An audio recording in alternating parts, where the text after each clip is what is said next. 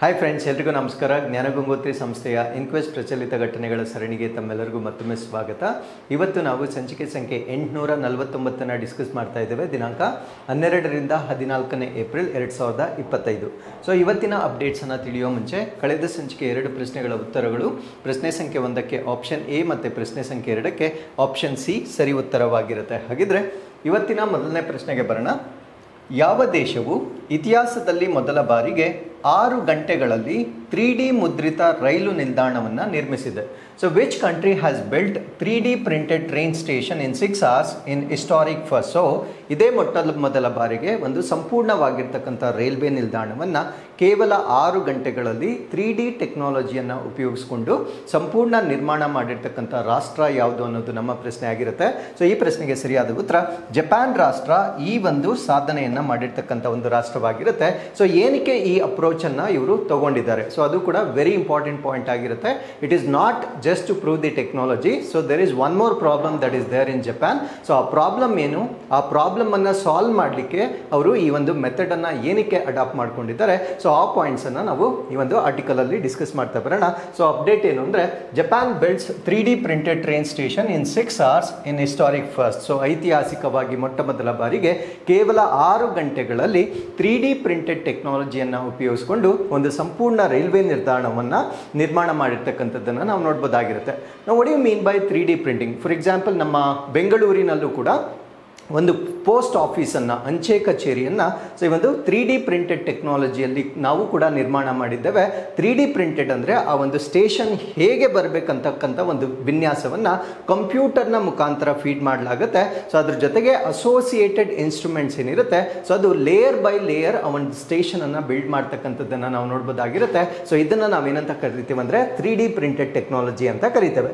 So ಈ ಒಂದು ಸಾಧನೆಯನ್ನು ಮಾಡಿರ್ತಕ್ಕಂಥ ರಾಷ್ಟ್ರ ಜಪಾನ್ ರಾಷ್ಟ್ರವಾಗಿರುತ್ತೆ. ಸೊ 6 hours ಅಲ್ಲಿ ಒಂದು ಸ್ಟೇಷನ್ ಅನ್ನು ಅವರು ಕಂಪ್ಲೀಟ್ ಮಾಡಿರ್ತಾರೆ. ಹಾಗಿದ್ರೆ ಈ ಸ್ಟೇಷನ್ ಅನ್ನ ನಾವೇನಂತ ಕರಿತೀವಿ ಅಂದ್ರೆ ಅಟ್ಸುಮಾ ಸ್ಟೇಷನ್ ಅಂತ ಕರಿತೇವೆ. ಸೊ ಇದು ಯಾವ ಸಿಟಿಯಲ್ಲಿ ಬರುತ್ತೆ ಅಂದ್ರೆ, ಜಪಾನ್ ಅಲ್ಲಿ ಒಂದು ಅರಿಡಾ ಸಿಟಿ ಅಥವಾ ಅರಿಡಾ ನಗರ ಅಂತ ಬರುತ್ತೆ. ಸೊ ಈ ಒಂದು ನಗರದಲ್ಲಿ ಬಿಲ್ಡ್ ಮಾಡಿರ್ತಕ್ಕಂಥದ್ದನ್ನ ನಾವು ನೋಡ್ಬೋದಾಗಿರುತ್ತೆ. ಸೊ ಇದಕ್ಕಿಂತ ಮುಂಚೆ ಯಾವ ರೀತಿಯ ಸ್ಟೇಷನ್ ಅಲ್ಲಿತ್ತು ಅಂದ್ರೆ, ವುಡನ್ ಸ್ಟ್ರಕ್ಚರ್ ಅಂದ್ರೆ ಮರದಿಂದ ಮಾಡಿರ್ತಕ್ಕಂಥ ಒಂದು ಸ್ಟೇಷನ್ ಅನ್ನ ನಾವು ನೋಡ್ಬೋದಾಗಿರುತ್ತೆ.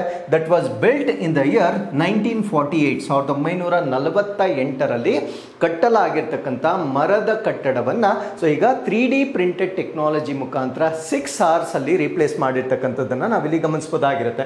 ಸೊ ಈ ಕನ್ಸ್ಟ್ರಕ್ಷನ್ ಪ್ರೋಸೆಸ್ ಹೇಗೆ ನಡೀತು ಅಂತ ನಾವು ನೋಡೋದಾದ್ರೆ, ಅವರು prefabricated 3D printed components ಅನ್ನ ಯೂಸ್ ಮಾಡಿರ್ತಾರೆ. ಅಂದ್ರೆ ಅದನ್ನ ಕನ್ಸ್ಟ್ರಕ್ಟ್ ಮಾಡತಕ್ಕಂಥ ಒಂದು ಕನ್ಸ್ಟ್ರಕ್ಷನ್ ಮೆಟೀರಿಯಲ್ ಏನಿರುತ್ತೆ, ಸೊ ಅದನ್ನ ಪೂರ್ವವಾಗಿ ಅದನ್ನ ಫ್ಯಾಬ್ರಿಕೇಟ್ ಮಾಡ್ಕೊಂಡಿರ್ತಾರೆ. ಸೊ ಆ ಫ್ಯಾಬ್ರಿಕೇಟ್ ಆಗಿರ್ತಕ್ಕಂಥ ಮೆಟೀರಿಯಲ್ ಅನ್ನ ಈ 3D ಟೆಕ್ನಾಲಜಿಯನ್ನು ಉಪಯೋಗಿಸ್ಕೊಂಡು ಅವರು ಬಿಲ್ಡ್ ಮಾಡಿರ್ತಕ್ಕಂಥದ್ದನ್ನು ನಾವು ನೋಡ್ಬೋದಾಗಿರುತ್ತೆ.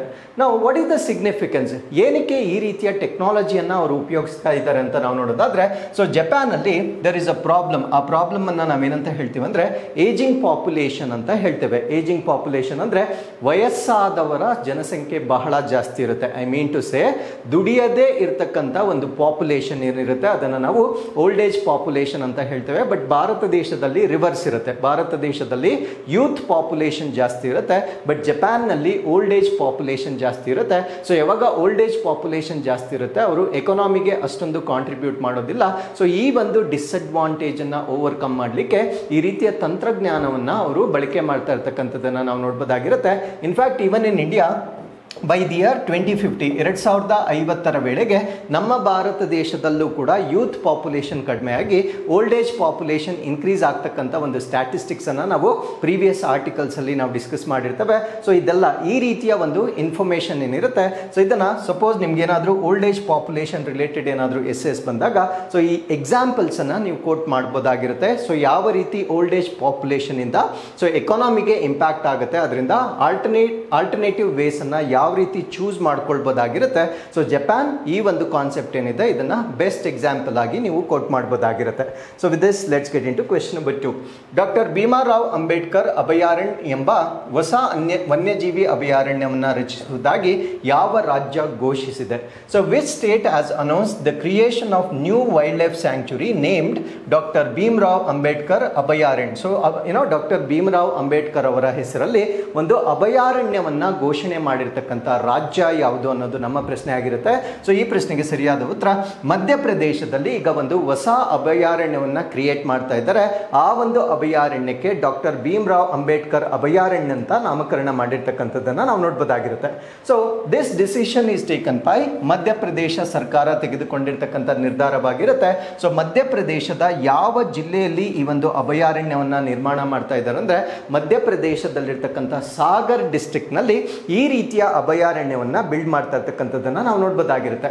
ನಾವು what is the size of this particular landscape ಅಂತ ನಾವು ನೋಡೋದಾದ್ರೆ ಇದು 258.64 ಸ್ಕ್ವೇರ್ ಕಿಲೋಮೀಟರ್ಸ್ ಏರಿಯಾವನ್ನು ಹೊಂದಿರುತ್ತೆ and north Sagar forest division ನಲ್ಲಿ ಬರುತ್ತೆ. ಅಂದ್ರೆ ಯಾವ ಅರಣ್ಯ ವಿಭಾಗದಲ್ಲಿ ಇದು ಬರುತ್ತೆ ಅಂತ ನಾವು ನೋಡೋದಾದ್ರೆ ಸೊ ಉತ್ತರ ಸಾಗರ ಅರಣ್ಯ ವಿಭಾಗದಲ್ಲಿ 258.64 ಚದರ ಕಿಲೋಮೀಟರ್ ಮೀಸಲು ಅರಣ್ಯ ಪ್ರದೇಶದಲ್ಲಿ ಇದು ಬರುತ್ತೆ.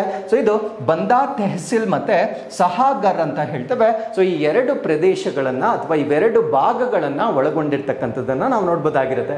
ಹಾಗಿದ್ರೆ ಮಧ್ಯಪ್ರದೇಶದಲ್ಲಿ ಈಗ ಈ ಒಂದು ವೈಲ್ಡ್ ಲೈಫ್ ಸ್ಯಾಂಕ್ಚುರಿಗಳು ಎಷ್ಟಕ್ಕೆ ಏರಿಕೆ ಆಗಿರುತ್ತೆ ಅಂದ್ರೆ so 25th wild life sanctuary ಆಗಿರುತ್ತೆ. ಅಂದ್ರೆ 25ನೇ ವನ್ಯಜೀವಿ ಅಭಯಾರಣ್ಯವಾಗಿರ್ತಕ್ಕಂಥದ್ದನ್ನ ನಾವು ನೋಡ್ಬೋದಾಗಿರುತ್ತೆ. So this is with the reputation of tiger state of India. ಅಂದ್ರೆ ಮಧ್ಯಪ್ರದೇಶವನ್ನ ನಾವು ಭಾರತ ದೇಶದ ಹುಲಿಗಳ ರಾಜಧಾನಿ ಅಂತ ನಾವೇನ್ ಹೇಳ್ತೇವೆ. ಸೊ ಈ ಒಂದು ಹುಲಿಗಳನ್ನ ಪ್ರೊಟೆಕ್ಟ್ ಮಾಡಲಿಕ್ಕೆ ಸೊ ಈ ಒಂದು ಎಡಿಷನ್ ಇನ್ನೂ ಕೂಡ ಹೆಲ್ಪ್ ಆಗ್ತಕ್ಕಂಥದ್ದನ್ನ ಸೊ ನಾವಿಲ್ಲಿ ಗಮನಿಸಬಹುದಾಗಿರುತ್ತೆ. So with this let's get into question number 3. ಭಾರತದಲ್ಲಿ ಯಾವ ರಾಜ್ಯವು ಮೊದಲ ಪರಿಶಿಷ್ಟ ಜಾತಿ ಮತ್ತು ಜಾತಿ ಉಪವರ್ಗೀಕರಣವನ್ನು ಜಾರಿಗೆ ತಂದಿದೆ? Which state in India is first to implement scheduled caste sub categorization? So ನಮ್ಮ ಕರ್ನಾಟಕದಲ್ಲೂ ಕೂಡ ಈ ಒಂದು ಸಬ್ ರಿಸರ್ವೇಷನ್ ಅಥವಾ ಈ ಒಂದು ಮೀಸಲಾತಿಯನ್ನು ಏನು ಮಾಡ್ತಾ ಇದ್ದಾರೆ. ಸೊ ಅದೇ ರೀತಿಯ ಪ್ರೋಸೆಸ್ಸನ್ನು ಆಲ್ರೆಡಿ ಒಂದು ರಾಜ್ಯ ಸೆನ್ಸಸ್ಸನ್ನು ಮಾಡಿ ಅದನ್ನು ಈಗ ನೋಟಿಫಿಕೇಶನ್ ಅಥವಾ ಅಧಿಸೂಚನೆ ಕೂಡ ಹೊರಡಿಸಿರುತ್ತೆ. ಹಾಗಿದ್ರೆ ಆ ರೀತಿಯ ಒಂದು ಒಳ ಮೀಸಲಾತಿಯನ್ನು ಮಾಡಿರ್ತಕ್ಕಂಥ ಭಾರತ ದೇಶದ ಮೊಟ್ಟ ಮೊದಲ ರಾಜ್ಯ ಯಾವುದು ಅನ್ನೋದು ನಮ್ಮ ಪ್ರಶ್ನೆ ಆಗಿರುತ್ತೆ. ಸೊ ಈ ಪ್ರಶ್ನೆಗೆ ಸರಿಯಾದ ಉತ್ತರ ತೆಲಂಗಾಣದಲ್ಲಿ ಈ ಒಂದು ರಿಸರ್ವೇಷನ್ ಅಥವಾ ಒಳ ಮೀಸಲಾತಿಯನ್ನ ಜಾರಿಗೆ ತಂದಿರತಕ್ಕಂಥ ಮೊಟ್ಟ ಮೊದಲ ರಾಜ್ಯವಾಗಿ ನಾವು ತೆಲಂಗಾಣ ರಾಜ್ಯವನ್ನ ನಾವಿಲ್ಲಿ ನೋಡಬಹುದಾಗಿರುತ್ತೆ. ಸೊ ಈ ಒಂದು ಮೀಸಲಾತಿ ಏನಿದೆ ಇದು ಸ್ಕೆಡ್ಯೂಲ್ ಕಾಸ್ಟ್ಗೆ ಸಂಬಂಧಪಟ್ಟಂತೆ ಅವರು ಸಬ್ ಕ್ಯಾಟಗರೈಸೇಷನ್ ಮಾಡಿರ್ತಾರೆ. ಅಂದ್ರೆ ಈ ಒಂದು ಪರಿಶಿಷ್ಟ ಜಾತಿಗೆ ಸಂಬಂಧಪಟ್ಟಂತೆ ಉಪವರ್ಗೀಕರಣವನ್ನ ಮಾಡುವ ಮುಖಾಂತರ ಸೊ ಮೀಸಲಾತಿಯನ್ನ ಕೊಡ್ತಕ್ಕಂಥ ಒಂದು ವಿಧಾನವನ್ನ ತೆಲಂಗಾಣ ರಾಜ್ಯ ಭಾರತ ದೇಶದಲ್ಲಿಯೇ ಮೊಟ್ಟ ಮೊದಲ ಬಾರಿಗೆ ಇಂಪ್ಲಿಮೆಂಟ್ ಮಾಡಿರ್ತಕ್ಕಂಥದ್ದನ್ನ ನಾವು ನೋಡ್ಬೋದಾಗಿರುತ್ತೆ. ಸೊ ಈ ಒಂದು ಡಿಸಿಷನ್ ಅನ್ನ ಅನೌನ್ಸ್ ಮಾಡಿರ್ತಕ್ಕಂಥ ದಿನಾಂಕ ಕೂಡ ಸ್ಪೆಷಲ್ ಆಗಿರುತ್ತೆ.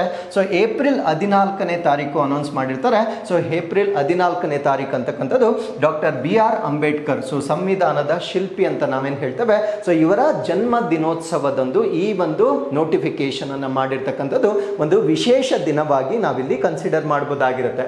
ಸೊ ಈ ಒಂದು ಸಬ್ ಕ್ಯಾಟಗರೈಸೇಷನ್ ಅಥವಾ ಉಪವರ್ಗೀಕರಣ ಅಂದ್ರೆ ಏನು? ಸೊ ಅದರ ಕಾನ್ಸೆಪ್ಟ್ ಅನ್ನ ನಾವಿಲ್ಲಿ ಅರ್ಥ ಮಾಡ್ಕೊಳ್ಳೋದಾದ್ರೆ ಸೊ ಇದನ್ನ ಸ್ಕೆಡ್ಯೂಲ್ ಕಾಸ್ಟ್ ಆಕ್ಟ್ 2025 ಅಂದ್ರೆ ಈ ಒಂದು ಪರಿಶಿಷ್ಟ ಜಾತಿ 2025ರ ಕಾಯ್ದೆಯ ಅನ್ವಯ ಸೊ ಅಸ್ತಿತ್ವದಲ್ಲಿರ್ತಕ್ಕಂಥ ಅಂದ್ರೆ ಇದೇನು ಮಾಡುತ್ತಂದ್ರೆ it is going to divide existing 15% of SC reservation. ಅಂದ್ರೆ SCಗೆ ಸಂಬಂಧಪಟ್ಟಂತೆ 15% ರಿಸರ್ವೇಷನ್ ಏನಿದೆ ಅದನ್ನ ಇನ್ನೂ ಡಿವೈಡ್ ಮಾಡ್ತಕ್ಕಂಥದ್ದನ್ನ ನಾವು ನೋಡ್ಬೋದಾಗಿರುತ್ತೆ. ಸೊ ಇದನ್ನ 3 ಗುಂಪುಗಳಾಗಿ ವಿಂಗಡಣೆ ಮಾಡಲಾಗಿರುತ್ತೆ. ಸೊ ಆ 3 ಗುಂಪುಗಳನ್ನ ಯಾವ ಆಧಾರದಲ್ಲಿ ಮಾಡಿರ್ತಾರೆ ಅಂದ್ರೆ socio economic and educational status ಅಂದ್ರೆ ಈ ಒಂದು ಸಾಮಾಜಿಕ ಆರ್ಥಿಕ ಮತ್ತೆ ಶೈಕ್ಷಣಿಕ ಸ್ಥಿತಿಗತಿಯ ಆಧಾರದ ಮೇಲೆ 15% ಮೀಸಲಾತಿ ಏನಿತ್ತು ಆ 15% ಅನ್ನ ಮತ್ತೆ 3 ಗ್ರೂಪ್ಸ್ ಆಗಿ ಡಿವೈಡ್ ಮಾಡಿರ್ತಕ್ಕಂಥದ್ದನ್ನ ನಾವಿಲ್ಲಿ ಗಮನಿಸಬಹುದಾಗಿರುತ್ತೆ. ಸೊ ಹಾಗಿದ್ರೆ ಗ್ರೂಪ್ 1 ನಲ್ಲಿ ಎಷ್ಟಿರುತ್ತೆ ಅಂದ್ರೆ 15 ಮೋಸ್ಟ್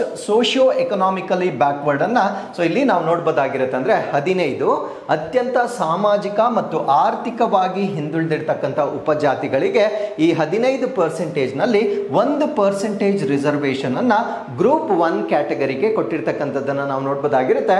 ಅದರಲ್ಲಿ 15 ಉಪಜಾತಿಗಳನ್ನ ನಾವು ಇಲ್ಲಿ ನೋಡ್ಬೋದಾಗಿರುತ್ತೆ. ಸೊ ಎರಡನೇ ಗ್ರೂಪ್ ಅಲ್ಲಿ 18 ಮಾಡರೇಟ್ಲಿ ಬೆನಿಫಿಟೆಡ್ ಸಬ್ ಕ್ಯಾಸ್ಟ್ ಅನ್ನ ತಗೊಳ್ತಾರೆ. ಅಂದ್ರೆ 18 ಮಧ್ಯಮ ಪ್ರಯೋಜನ ಪಡೆದಿರ್ತಕ್ಕಂಥ ಉಪಜಾತಿಗಳನ್ನು ಪಡೆದುಕೊಳ್ತಾರೆ. ಸೊ ಇದರಲ್ಲಿ 9% ರಿಸರ್ವೇಷನ್ ಅನ್ನು ನಾವು ನೋಡ್ಬೋದಾಗಿರುತ್ತೆ. ಸೊ 9% ರಿಸರ್ವೇಷನ್ ಅಥವಾ 9% ಮೀಸಲಾತಿಯನ್ನ 18 ಮಧ್ಯಮ ಪ್ರಯೋಜನ ಪಡೆದ ಉಪಜಾತಿಗಳಿಗೆ ಸೊ ನೀಡ್ತಕ್ಕಂಥದ್ದನ್ನ ನೀವು ಇಲ್ಲಿ ನೋಡ್ಬೋದಾಗಿರುತ್ತೆ. ಸೊ ಇನ್ನು ಗ್ರೂಪ್ 3 ಅಥವಾ ಮೂರನೇ ಗುಂಪನ್ನ ತೆಗೆದುಕೊಂಡಾಗ 26 relatively better of sub caste ಅನ್ನ ತಗೊಳ್ತಾರೆ. ಅಂದ್ರೆ 26 ಕಂಪ್ಯಾರಿಟಿವ್ಲಿ ಉತ್ತಮವಾಗಿರ್ತಕ್ಕಂಥ ಉಪಜಾತಿಗಳನ್ನ ಇಲ್ಲಿ ತಗೊಳ್ತಾರೆ. ಸೊ ಇವರಿಗೆ 5% ಮೀಸಲಾತಿಯನ್ನ ನೀಡಿರ್ತಕ್ಕಂಥದ್ದನ್ನು ನಾವು ನೋಡ್ಬೋದಾಗಿರುತ್ತೆ. ಸೊ ಈ ರೀತಿಯಾಗಿ 3 ಕ್ಯಾಟಗರೀಸ್ಗಳಲ್ಲಿ ಈ ಒಂದು ಮೀಸಲಾತಿಯನ್ನ ಅನೌನ್ಸ್ ಮಾಡಿರ್ತಕ್ಕಂಥದ್ದನ್ನ ಈ ನೋಟಿಫಿಕೇಶನ್ ಅಲ್ಲಿ ನೀವು ಗಮನಿಸಬಹುದಾಗಿರುತ್ತೆ.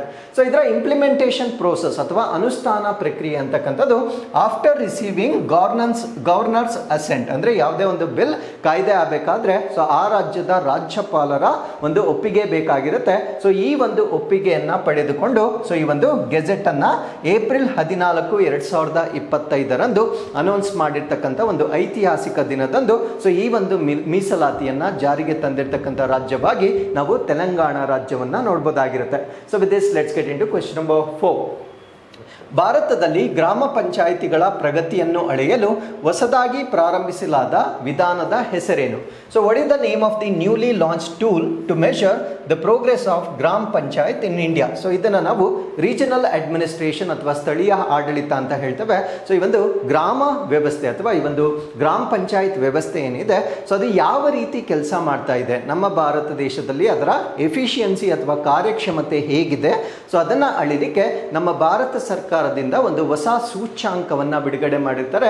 ಆ ಇಂಡೆಕ್ಸ್ಗೆ ಏನಂತ ನಾಮಕರಣ ಮಾಡಿದ್ದಾರೆ ಅನ್ನೋದು ನಮ್ಮ ಪ್ರಶ್ನೆ ಆಗಿರುತ್ತೆ. ಸೊ ಈ ಪ್ರಶ್ನೆಗೆ ಸರಿಯಾದ ಉತ್ತರ ಇದನ್ನ ಪಂಚಾಯತ್ ಪ್ರಗತಿ ಸೂಚ್ಯಾಂಕ ಅಥವಾ ಪಂಚಾಯತ್ ಅಡ್ವಾನ್ಸ್ಮೆಂಟ್ ಇಂಡೆಕ್ಸ್ ಅಥವಾ ಇನ್ ಶಾರ್ಟ್ ಇದನ್ನ ನಾವೇನಂತ ಕರಿತೀವಿ ಅಂದ್ರೆ PAI ಅಂತ ಹೇಳ್ತೇವೆ. ಸೊ ಈ ಒಂದು ಪಂಚಾಯತ್ ಅಡ್ವಾನ್ಸ್ಮೆಂಟ್ ಇಂಡೆಕ್ಸ್ ಅನ್ನ ನಮ್ಮ ಭಾರತ ರಾಷ್ಟ್ರ ಈ ಒಂದು ಪಂಚಾಯತ್ ರಾಜ್ ಸಿಸ್ಟಮ್ ಏನಿದೆ ಸೊ ಅದು ಎಷ್ಟು ಎಫಿಷಿಯಂಟ್ ಆಗಿ ವರ್ಕ್ ಮಾಡ್ತಾ ಇದೆ ಅನ್ನೋದನ್ನ ಸ್ಕೋರ್ ಅಥವಾ ಅಂಕಗಳನ್ನ ನೀಡುವ ಮುಖಾಂತರ ಒಂದು ರ್ಯಾಂಕಿಂಗ್ ಅನ್ನ ಕೊಡ್ತಕ್ಕಂಥ ವ್ಯವಸ್ಥೆಯನ್ನ ಈಗ ಪ್ರಾರಂಭ ಮಾಡಿರ್ತಕ್ಕಂಥದ್ದನ್ನ ನಾವು ನೋಡಬಹುದಾಗಿರುತ್ತೆ. ಸೊ ಇದರಿಂದ ನಮ್ಗಾಗ್ತಕ್ಕಂಥ ಬೆನಿಫಿಟ್ ಏನು ಅಂದ್ರೆ ಆ ಒಂದು ರ್ಯಾಂಕಿಂಗ್ ನ ಆಧಾರದ ಮೇಲೆ ಏನೇನು ಕರೆಕ್ಟಿವ್ ಮೆಷರ್ಸ್ ಅನ್ನ ನಾವು ತಗೋಬಹುದು ಸೊ ಅದನ್ನೆಲ್ಲ ನಾವೊಂದು ಫ್ರೇಮ್ ವರ್ಕ್ ಮಾಡಬಹುದಾಗಿರುತ್ತೆ ಅಥವಾ ಒಂದು ಪಾಲಿಸಿಗಳನ್ನ create ಮಾಡಬಹುದಾಗಿರುತ್ತೆ.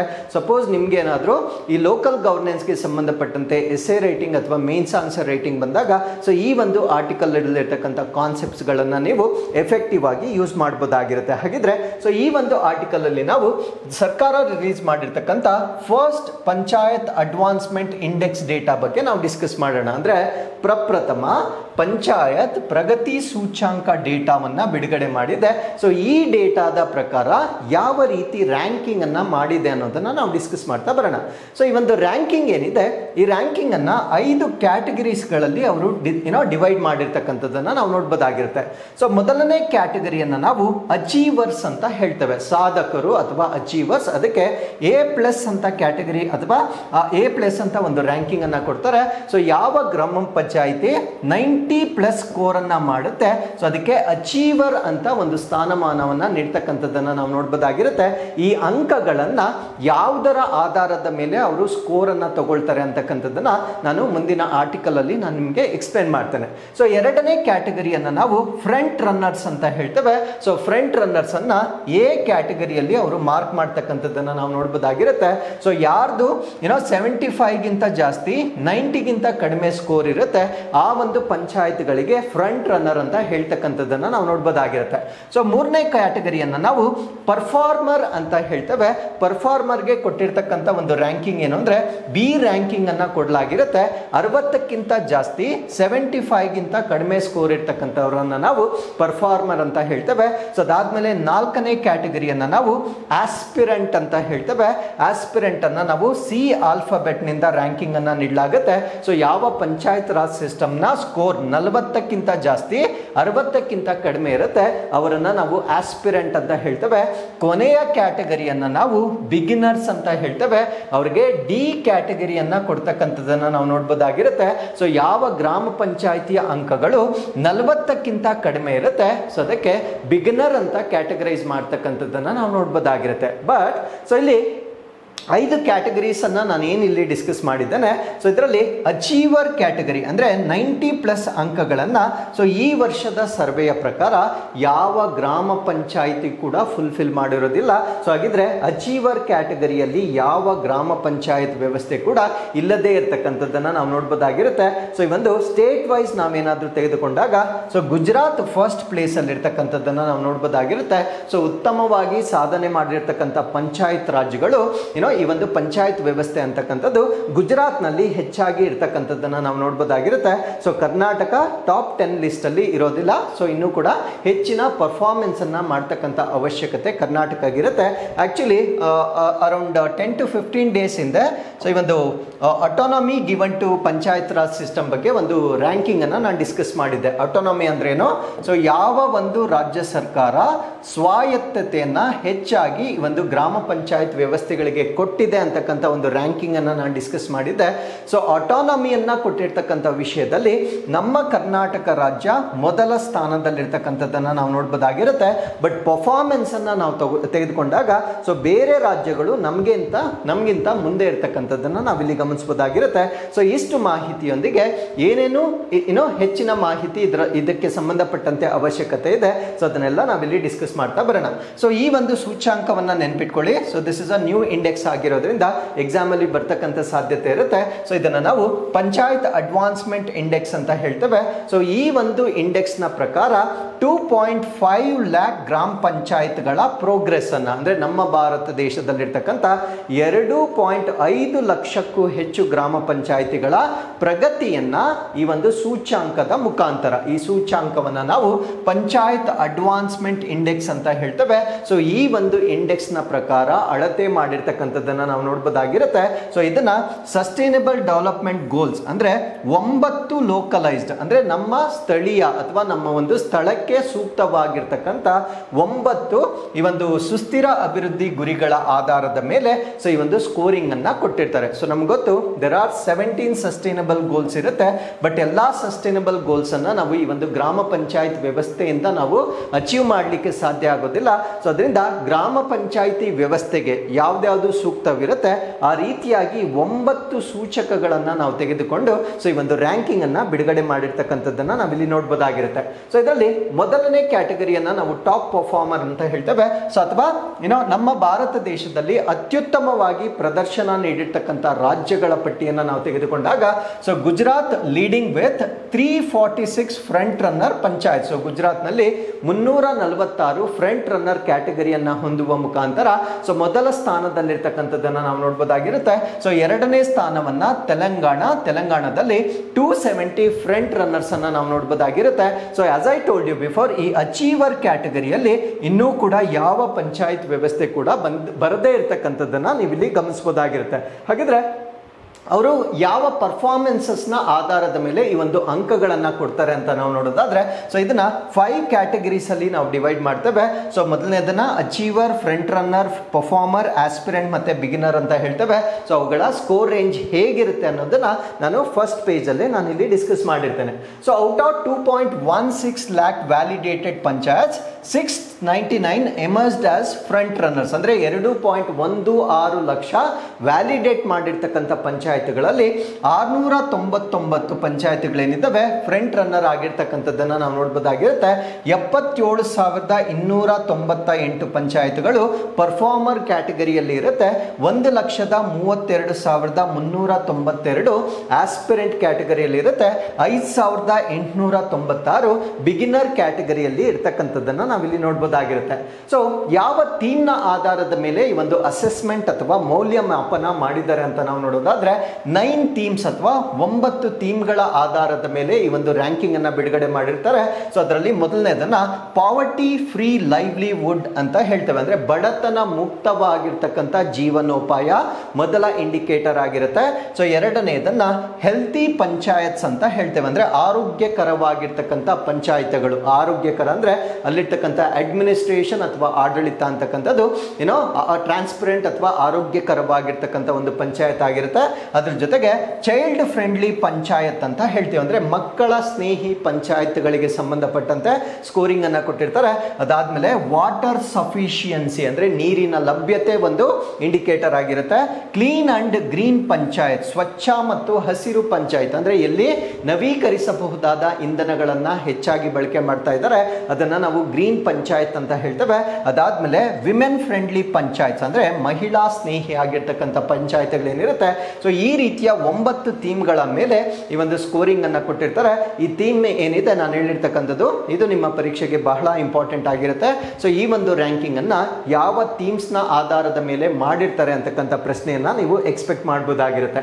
So what is the purpose of this? So ಈ ಒಂದು ರ್ಯಾಂಕಿಂಗ್ ಅನ್ನ ಯಾವ ಉದ್ದೇಶಕ್ಕಾಗಿ ಮಾಡಿದ್ದಾರೆ ಅಂತ ನಾವು ನೋಡೋದಾದ್ರೆ, so we can use it as evidence based planning, localised policy interventions and targeted development at the grass root level. ಅಂದರೆ ನಮಗೆ ಅವುಗಳ ಪರ್ಫಾರ್ಮೆನ್ಸ್ ನಮಗೆ ಗೊತ್ತಾದರೆ ಸೊ ಅವರು ಎಲ್ಲಿ ಲ್ಯಾಕಿಂಗ್ ಇದ್ದಾರೆ ಅಂತಕ್ಕಂಥದ್ದನ್ನು ನಾವು ಐಡೆಂಟಿಫೈ ಮಾಡ್ಬೋದಾಗಿರುತ್ತೆ. ಸೊ ಯಾವಾಗ ನಮಗೆ ಆ ಒಂದು ಐಡೆಂಟಿಫಿಕೇಶನ್ ಆಗುತ್ತೆ, ಪುರಾವೆ ಆಧಾರಿತವಾಗಿರ್ತಕ್ಕಂಥ ಯೋಜನೆಗಳನ್ನು ನಾವು ರೂಪಿಸ್ಬೋದಾಗಿರುತ್ತೆ. ಆ ಸ್ಥಳೀಯ ಮಟ್ಟದಲ್ಲಿ ಅವ್ರಿಗೆ ಏನು ಅವಶ್ಯಕತೆ ಇದೆ ಅನ್ನೋದನ್ನು ನಾವು ಈ ಒಂದು ಸೂಚ್ಯಾಂಕದ ಮುಖಾಂತರ ಐಡೆಂಟಿಫೈ ಮಾಡಿಕೊಂಡು ಸೊ ಅಭಿವೃದ್ಧಿಯನ್ನು ಮಾಡಲಿಕ್ಕೆ ಸೂಕ್ತವಾಗಿ ಒಂದು ವ್ಯವಸ್ಥೆಯನ್ನ ಕೇಂದ್ರ ಸರ್ಕಾರ ಈಗ ಪ್ರಾರಂಭ ಮಾಡಿರ್ತಕ್ಕಂಥದ್ದನ್ನ ನೀವು ಇಲ್ಲಿ ಗಮನಿಸಬಹುದಾಗಿರುತ್ತೆ. ಸೊ ಅದಾದ್ಮೇಲೆ ನಮ್ಮ ಕರ್ನಾಟಕದ ಪರ್ಫಾರ್ಮೆನ್ಸ್ ಅನ್ನ ನಾವು ನೋಡೋದಾದ್ರೆ, Karnataka has shown a mixed performance. ಕರ್ನಾಟಕದಲ್ಲಿ ಒಂದು ಮಿಶ್ರ ಪ್ರದರ್ಶನವನ್ನ ನಾವಿಲ್ಲಿ ನೋಡಬಹುದಾಗಿರುತ್ತೆ. ಸೊ ಇದರಲ್ಲಿ several performers and several aspirants ಅನ್ನ ನಾವು ನೋಡಬಹುದಾಗಿರುತ್ತೆ. ಅಂದ್ರೆ ನಾನು ಕ್ಯಾಟಗರೀಸ್ ಬಗ್ಗೆ ನಾನು ಡಿಸ್ಕಸ್ ಮಾಡ್ತಾ ಇದ್ದೇನೆ. ಕೆಲವೊಂದು ಪಂಚಾಯತ್ಗಳು ಪರ್ಫಾರ್ಮರ್ ಕ್ಯಾಟಗರಿಯಲ್ಲಿದ್ದರೆ, ಕೆಲವೊಂದು ಪಂಚಾಯತ್ಗಳು ಆಸ್ಪಿರೆಂಟ್ ಕ್ಯಾಟಗರಿಯಲ್ಲಿ ಬಹಳ ಜಾಸ್ತಿ ಇರುತ್ತೆ. ಸೊ ಇದರಿಂದ ನಮ್ಗೆ ಏನ್ ಗೊತ್ತಾಗ್ತಾ ಇದೆ ಅಂದ್ರೆ, so still there is a room for improvement. So ಅಭಿವೃದ್ಧಿ ಆಗ್ಲಿಕ್ಕೆ ಸಾಕಷ್ಟು ಸ್ಕೋಪ್ ಇರ್ತಕ್ಕಂಥದ್ದನ್ನ ನಾವು ನೋಡಬಹುದಾಗಿರುತ್ತೆ. ಸೊ ನಾವೇನಾದ್ರೂ ಅವೆಲ್ಲವನ್ನ ಅಡಾಪ್ಟ್ ಮಾಡ್ಕೊಂಡ್ರೆ ಸೊ ಫ್ರಂಟ್ ರನ್ನರ್ ಕ್ಯಾಟಗರಿಗೆ ಅಥವಾ ಈವನ್ ಅಚೀವರ್ ಕ್ಯಾಟಗರಿಗೆ ರೀಚ್ ಆಗ್ತಕ್ಕಂಥ ಸಾಧ್ಯತೆಗಳನ್ನ ನಾವು ಮುಂದಿನ ವರ್ಷಗಳಲ್ಲಿ ಎಕ್ಸ್ಪೆಕ್ಟ್ ಮಾಡಬಹುದಾಗಿರುತ್ತೆ. ಸೊ ಅದಾದ್ಮೇಲೆ many panchayats in the state fall under aspirant category. So ನಮ್ಮ ಕರ್ನಾಟಕದಲ್ಲಿರ್ತಕ್ಕಂಥ ಬಹುತೇಕ ಪಂಚಾಯತಿಗಳು ಆಕಾಂಕ್ಷಿ ಅಥವಾ ಆಸ್ಪಿರೆಂಟ್ ಕ್ಯಾಟಗರಿಯಲ್ಲಿ ಇರ್ತಕ್ಕಂಥದ್ದನ್ನ ಸೊ ನೀವು ನೆನ್ಪಿಟ್ಕೊಳ್ಬೇಕಾಗಿರುತ್ತೆ. ಸೊ ಅದಾದ್ಮೇಲೆ ವಾಟ್ ಆರ್ ದಿ ಚಾಲೆಂಜಸ್, ನಮ್ಗಿರ್ತಕ್ಕಂಥ ಸವಾಲುಗಳು ಏನು ಅಂತ ನಾವಿಲ್ಲಿ ನೋಡೋದಾದ್ರೆ, so for targeted interventions to improve grass root governance and development. ಅಂದ್ರೆ ಈ ಒಂದು ಸ್ಥಳೀಯ ಮಟ್ಟದಲ್ಲಿರ್ತಕ್ಕಂಥ ಒಂದು ತಳಮಟ್ಟದಲ್ಲಿರ್ತಕ್ಕಂಥ ಆಡಳಿತ ಆಗಿರ್ಬೋದು, ಮತ್ತೆ ಅಲ್ಲಿರ್ತಕ್ಕಂಥ ಒಂದು ಅಭಿವೃದ್ಧಿಯ ಒಂದು ಸೂಚಕಗಳೇನಿರುತ್ತೆ ಅಥವಾ ಪ್ಯಾರಾಮೀಟರ್ಸ್ ಏನಿರುತ್ತೆ, ಸೊ ಅದನ್ನ ಸುಧಾರಿಸ್ತಕ್ಕಂಥದ್ದು ಈಗ ಬಹಳ ಇಂಪಾರ್ಟೆಂಟ್ ಆಗಿರುತ್ತೆ. ಸೊ ಪರ್ಟಿಕ್ಯುಲರ್ಲಿ ಆ ಗವರ್ನೆನ್ಸ್ ಅಥವಾ ಆಡಳಿತ ಅಂತಕ್ಕಂಥದ್ದನ್ನ ಸೊ ಟೇಕ್ ಕೇರ್ ಮಾಡುವ ಮುಖಾಂತರ ಸೊ ಈ ಒಂದು ರ್ಯಾಂಕಿಂಗ್ ಅನ್ನ ನಾವು ಇಂಪ್ರೂವ್ ಮಾಡ್ತಕ್ಕಂಥ ಒಂದು ಸಾಧ್ಯತೆ ಇರುತ್ತೆ. ಸೊ ಈ ಒಂದು ಚಾಲೆಂಜ್ ಅನ್ನ ನಾವು ಎರಾಡಿಕೇಟ್ ಮಾಡಿದ್ದೆ ಆದಲ್ಲಿ ಅಥವಾ ನಾವು ಟ್ಯಾಕಲ್ ಮಾಡಿದ್ದೆ ಆದಲ್ಲಿ ಸೊ ಪಂಚಾಯತ್ಗಳನ್ನ ನಾವು ಅಚೀವರ್ ಕ್ಯಾಟಗರಿಗೆ ನಾವು ಕೊಂಡೊಯ್ಯಬಹುದಾಗಿರುತ್ತೆ. So with this let's get into question number 5. 2025ರಲ್ಲಿ ಹೈದರಾಬಾದ್ ನಗರ ಭದ್ರತಾ ಮಂಡಳಿ ಆಯೋಜಿಸಿದ ಶೃಂಗಸಭೆಯ ಹೆಸರೇನು? So what is the name of the summit organised by the Hyderabad city security council in 2025? So ಈ ಪ್ರಶ್ನೆಗೆ ಸರಿಯಾದ ಉತ್ತರ ಇದನ್ನ ಶ್ರೀ ಶೃಂಗಸಭೆ ಅಂತ ಹೇಳ್ತೇವೆ ಅಥವಾ ಶ್ರೀ ಸಮಿಟ್ 2025 ಅಂತ ಹೇಳ್ತೇವೆ. ಸೊ ಹೆಸರಲ್ಲೇ ಗೊತ್ತಾಗುತ್ತೆ ಶ್ರೀ ಅಂತ. ಶ್ರೀ ಅಂದ್ರೆ ಇದು ಮಹಿಳೆಯರಿಗೆ ಸಂಬಂಧಪಟ್ಟಿರ್ತಕ್ಕಂಥ ಒಂದು ಶೃಂಗಸಭೆಯನ್ನ ಹೈದರಾಬಾದ್ ನಲ್ಲಿ ಈಗ ಆರ್ಗನೈಸ್ ಮಾಡಿರ್ತಕ್ಕಂಥದ್ದನ್ನ ನೀವು ಇಲ್ಲಿ ನೆನ್ಪಿಟ್ಕೊಳ್ಬೇಕಾಗಿರುತ್ತೆ. ಸೊ ಈ ಒಂದು ಸಭೆಯನ್ನ ಸಮಿಟ್ ಅನ್ನ ನಾವೇನಂತ ಕರಿತೀವಿ ಅಂದ್ರೆ ಶ್ರೀ ಸಮಿಟ್ 2025 ಅಂತ ಹೇಳ್ತೇವೆ. ಸೊ ಇದನ್ನ ಆರ್ಗನೈಸ್ ಮಾಡ್ತಾ ಇರ್ತಕ್ಕಂಥವ್ರು ಹೈದರಾಬಾದ್ ಸಿಟಿ ಸೆಕ್ಯೂರಿಟಿ ಕೌನ್ಸಿಲ್ ಅಥವಾ ಹೈದರಾಬಾದ್ ನಗರ ಭದ್ರತಾ ಮಂಡಳಿ ವತಿಯಿಂದ ಆರ್ಗನೈಸ್ ಮಾಡಿರ್ತಕ್ಕಂಥ ಒಂದು ಸಮಿಟ್ ಆಗಿರುತ್ತೆ. ಸೊ ಈ ಒಂದು ಸಮಿಟ್ ಅನ್ನ ಯಾವ ಕಾರಣಕ್ಕಾಗಿ ಮಾಡ್ತಾ ಇದ್ದಾರೆ ಅಂತ ನಾವು ನೋಡೋದಾದ್ರೆ, empowering women and addressing safety challenges ಅಂದ್ರೆ ಮಹಿಳೆಯರಿಗೆ ಸಬಲೀಕರಣ ಮಾಡ್ತಕ್ಕಂಥದ್ದು ಮತ್ತು ಸುರಕ್ಷತಾ ಸವಾಲುಗಳನ್ನ ಎದುರಿಸ್ತಕ್ಕಂಥದ್ದು. ಅಂದ್ರೆ ಅವ್ರಿಗೇನು ಪ್ರೊಟೆಕ್ಷನ್ ಚಾಲೆಂಜಸ್ ಇದಾವೆ ಅಥವಾ ಸೇಫ್ಟಿ ಚಾಲೆಂಜಸ್ ಏನಿದಾವೆ ಸೊ ಅದನ್ನ ಫೇಸ್ ಮಾಡಲಿಕ್ಕೆ ಬೇಕಾಗಿರ್ತಕ್ಕಂಥ ಒಂದು ನಿರ್ಧಾರಗಳನ್ನ ಸೊ ಈ ಒಂದು ಶೃಂಗಸಭೆಯ ಮುಖಾಂತರ ಚರ್ಚೆ ಮಾಡ್ತಕ್ಕಂಥದ್ದನ್ನ ನಾವು ನೋಡ್ಬೋದಾಗಿರುತ್ತೆ. So what was the theme? So ಈ ಒಂದು ಶೃಂಗಸಭೆಯ ಥೀಮ್ ಏನಾಗಿತ್ತು ಅಂತ ನಾವು ನೋಡೋದಾದ್ರೆ, for all women and girls rights, equality and empowerment. ಅಂದ್ರೆ ಎಲ್ಲಾ ಮಹಿಳೆಯರು ಮತ್ತು ಬಾಲಕಿಯರಿಗಾಗಿ ಹಕ್ಕುಗಳು, ಸಮಾನತೆ ಮತ್ತು ಸಬಲೀಕರಣ ಅಂತಕ್ಕಂಥದ್ದು ಸೊ ಇದರ ಥೀಮ್ ಆಗಿ ಅಥವಾ ಈ ಒಂದು ಇವೆಂಟ್ ನ ಥೀಮ್ ಆಗಿ ಸೆಲೆಬ್ರೇಟ್ ಮಾಡಿರ್ತಕ್ಕಂಥದ್ದನ್ನ ನಾವು ನೋಡ್ಬೋದಾಗಿರುತ್ತೆ. ನಾವು what are the focused areas ಅಂದರೆ ಈ ಒಂದು ಶೃಂಗಸಭೆಯಲ್ಲಿ ಯಾವ ಕ್ಷೇತ್ರಗಳ ಮೇಲೆ ಅವರು ಹೆಚ್ಚಾಗಿ ಗಮನ ವಹಿಸಿದ್ದಾರೆ ಅಂತ ನಾವು ನೋಡೋದಾದ್ರೆ ವಿಮೆನ್ಸ್ ಸೇಫ್ಟಿ ಅಂದರೆ ಮಹಿಳೆಯರ ಸುರಕ್ಷತೆ, ಜೆಂಡರ್ ಈಕ್ವಾಲಿಟಿ ಅಂದರೆ ಲಿಂಗ ಸಮಾನತೆ, ಅದಾದಮೇಲೆ ಆಂಟ್ರಪ್ರಿನ್ಯೂರಲ್ ಗ್ರೋತ್ ಅಥವಾ ಉದ್ಯಮಶೀಲತೆ ಬೆಳವಣಿಗೆಗೆ ಸಂಬಂಧಪಟ್ಟಂತೆ ಸೊ ಕೇಂದ್ರೀಕರಿಸಿರ್ತಕ್ಕಂಥದ್ದನ್ನು ನಾವು ನೋಡ್ಬೋದಾಗಿರುತ್ತೆ. ಅದ್ರ ಜೊತೆಗೆ to foster collaboration and develop effective solutions to address societal challenges ಅಂದರೆ ಸಮಾಜದಲ್ಲಿರ್ತಕ್ಕಂಥ ಒಂದು ಸವಾಲುಗಳನ್ನು ಹೆದರಿಸಲಿಕ್ಕೆ ಈ ಒಂದು ಸಹಕಾರಗಳನ್ನು ಹೆಚ್ಚು ಮಾಡಲಿಕ್ಕೆ ಸೊ ಇಲ್ಲಿ ಹೆಚ್ಚು ಚರ್ಚೆಗಳನ್ನು ಮಾಡಿರ್ತಕ್ಕಂಥದ್ದನ್ನು ನಾವು ನೋಡ್ಬೋದಾಗಿರುತ್ತೆ. So with this let's get into question number 6. 2025-26ಕ್ಕೆ PMKSY ಅಡಿಯಲ್ಲಿ ಹೊಸದಾಗಿ ಅನುಮೋದಿಸಲಾಗಿರ್ತಕ್ಕಂಥ ಉಪಯೋಜನೆಯ ಹೆಸರೇನು? So what is the name of the newly approved sub scheme under PMKSY for 25-26? So PMKSY ಅಂದರೆ ಪ್ರಧಾನ ಮಂತ್ರಿ ಕೃಷಿ ಸಿಂಚಾಯಿ ಯೋಜನೆ ಅಂತ ಹೇಳ್ತೇವೆ. ಸೊ ಈ ಒಂದು ಯೋಜನೆ ಅಡಿಯಲ್ಲಿ ಒಂದು ಉಪಯೋಜನೆಯನ್ನು ಈಗ ಕೇಂದ್ರ ಸರ್ಕಾರ ಲಾಂಚ್ ಮಾಡಿರುತ್ತೆ. ಆ ಸಬ್ ಸ್ಕೀಮ್ನ ಹೆಸರೇನು ಅನ್ನೋದು ನಮ್ಮ ಪ್ರಶ್ನೆ ಆಗಿರುತ್ತೆ. ಸೊ ಈ ಪ್ರಶ್ನೆಗೆ ಸರಿಯಾದ ಉತ್ತರ ಕಮಾಂಡ್ ಏರಿಯಾ ಅಭಿವೃದ್ಧಿ ಮತ್ತು ನೀರು ನಿರ್ವಹಣೆ ಆಧುನೀಕರಣ ಅಥವಾ modernisation of command area development and water management ಅಂತಕ್ಕಂಥದ್ದು ಸೊ ಈ ಒಂದು ಸಬ್ ಸ್ಕೀಮ್ನ ಹೆಸರಾಗಿರುತ್ತೆ. ಹಾಗಿದ್ರೆ ಈ ಸಬ್ ಸ್ಕೀಮ್ನ ಅಡಿಯಲ್ಲಿ ಏನೇನು ಮಾಡ್ತಾರೆ ಅನ್ನೋದನ್ನ ಸೊ ಈ ಆರ್ಟಿಕಲ್ ಅಲ್ಲಿ ನಾವು ಡಿಸ್ಕಸ್ ಮಾಡೋಣ. ಅದ್ರ ಜೊತೆಗೆ PMKSY ಯಾವಾಗ ಸ್ಟಾರ್ಟ್ ಆಯಿತು, ಯಾವ ಉದ್ದೇಶಗಳಿಗಾಗಿ ಸ್ಟಾರ್ಟ್ ಆಯಿತು, ಸೊ ಎಲ್ಲವನ್ನ ಕೂಡ ಈ ಆರ್ಟಿಕಲ್ ಅಲ್ಲಿ ನಾವು ಕಂಪ್ಲೀಟ್ ಆಗಿ ಡಿಸ್ಕಸ್ ಮಾಡೋಣ.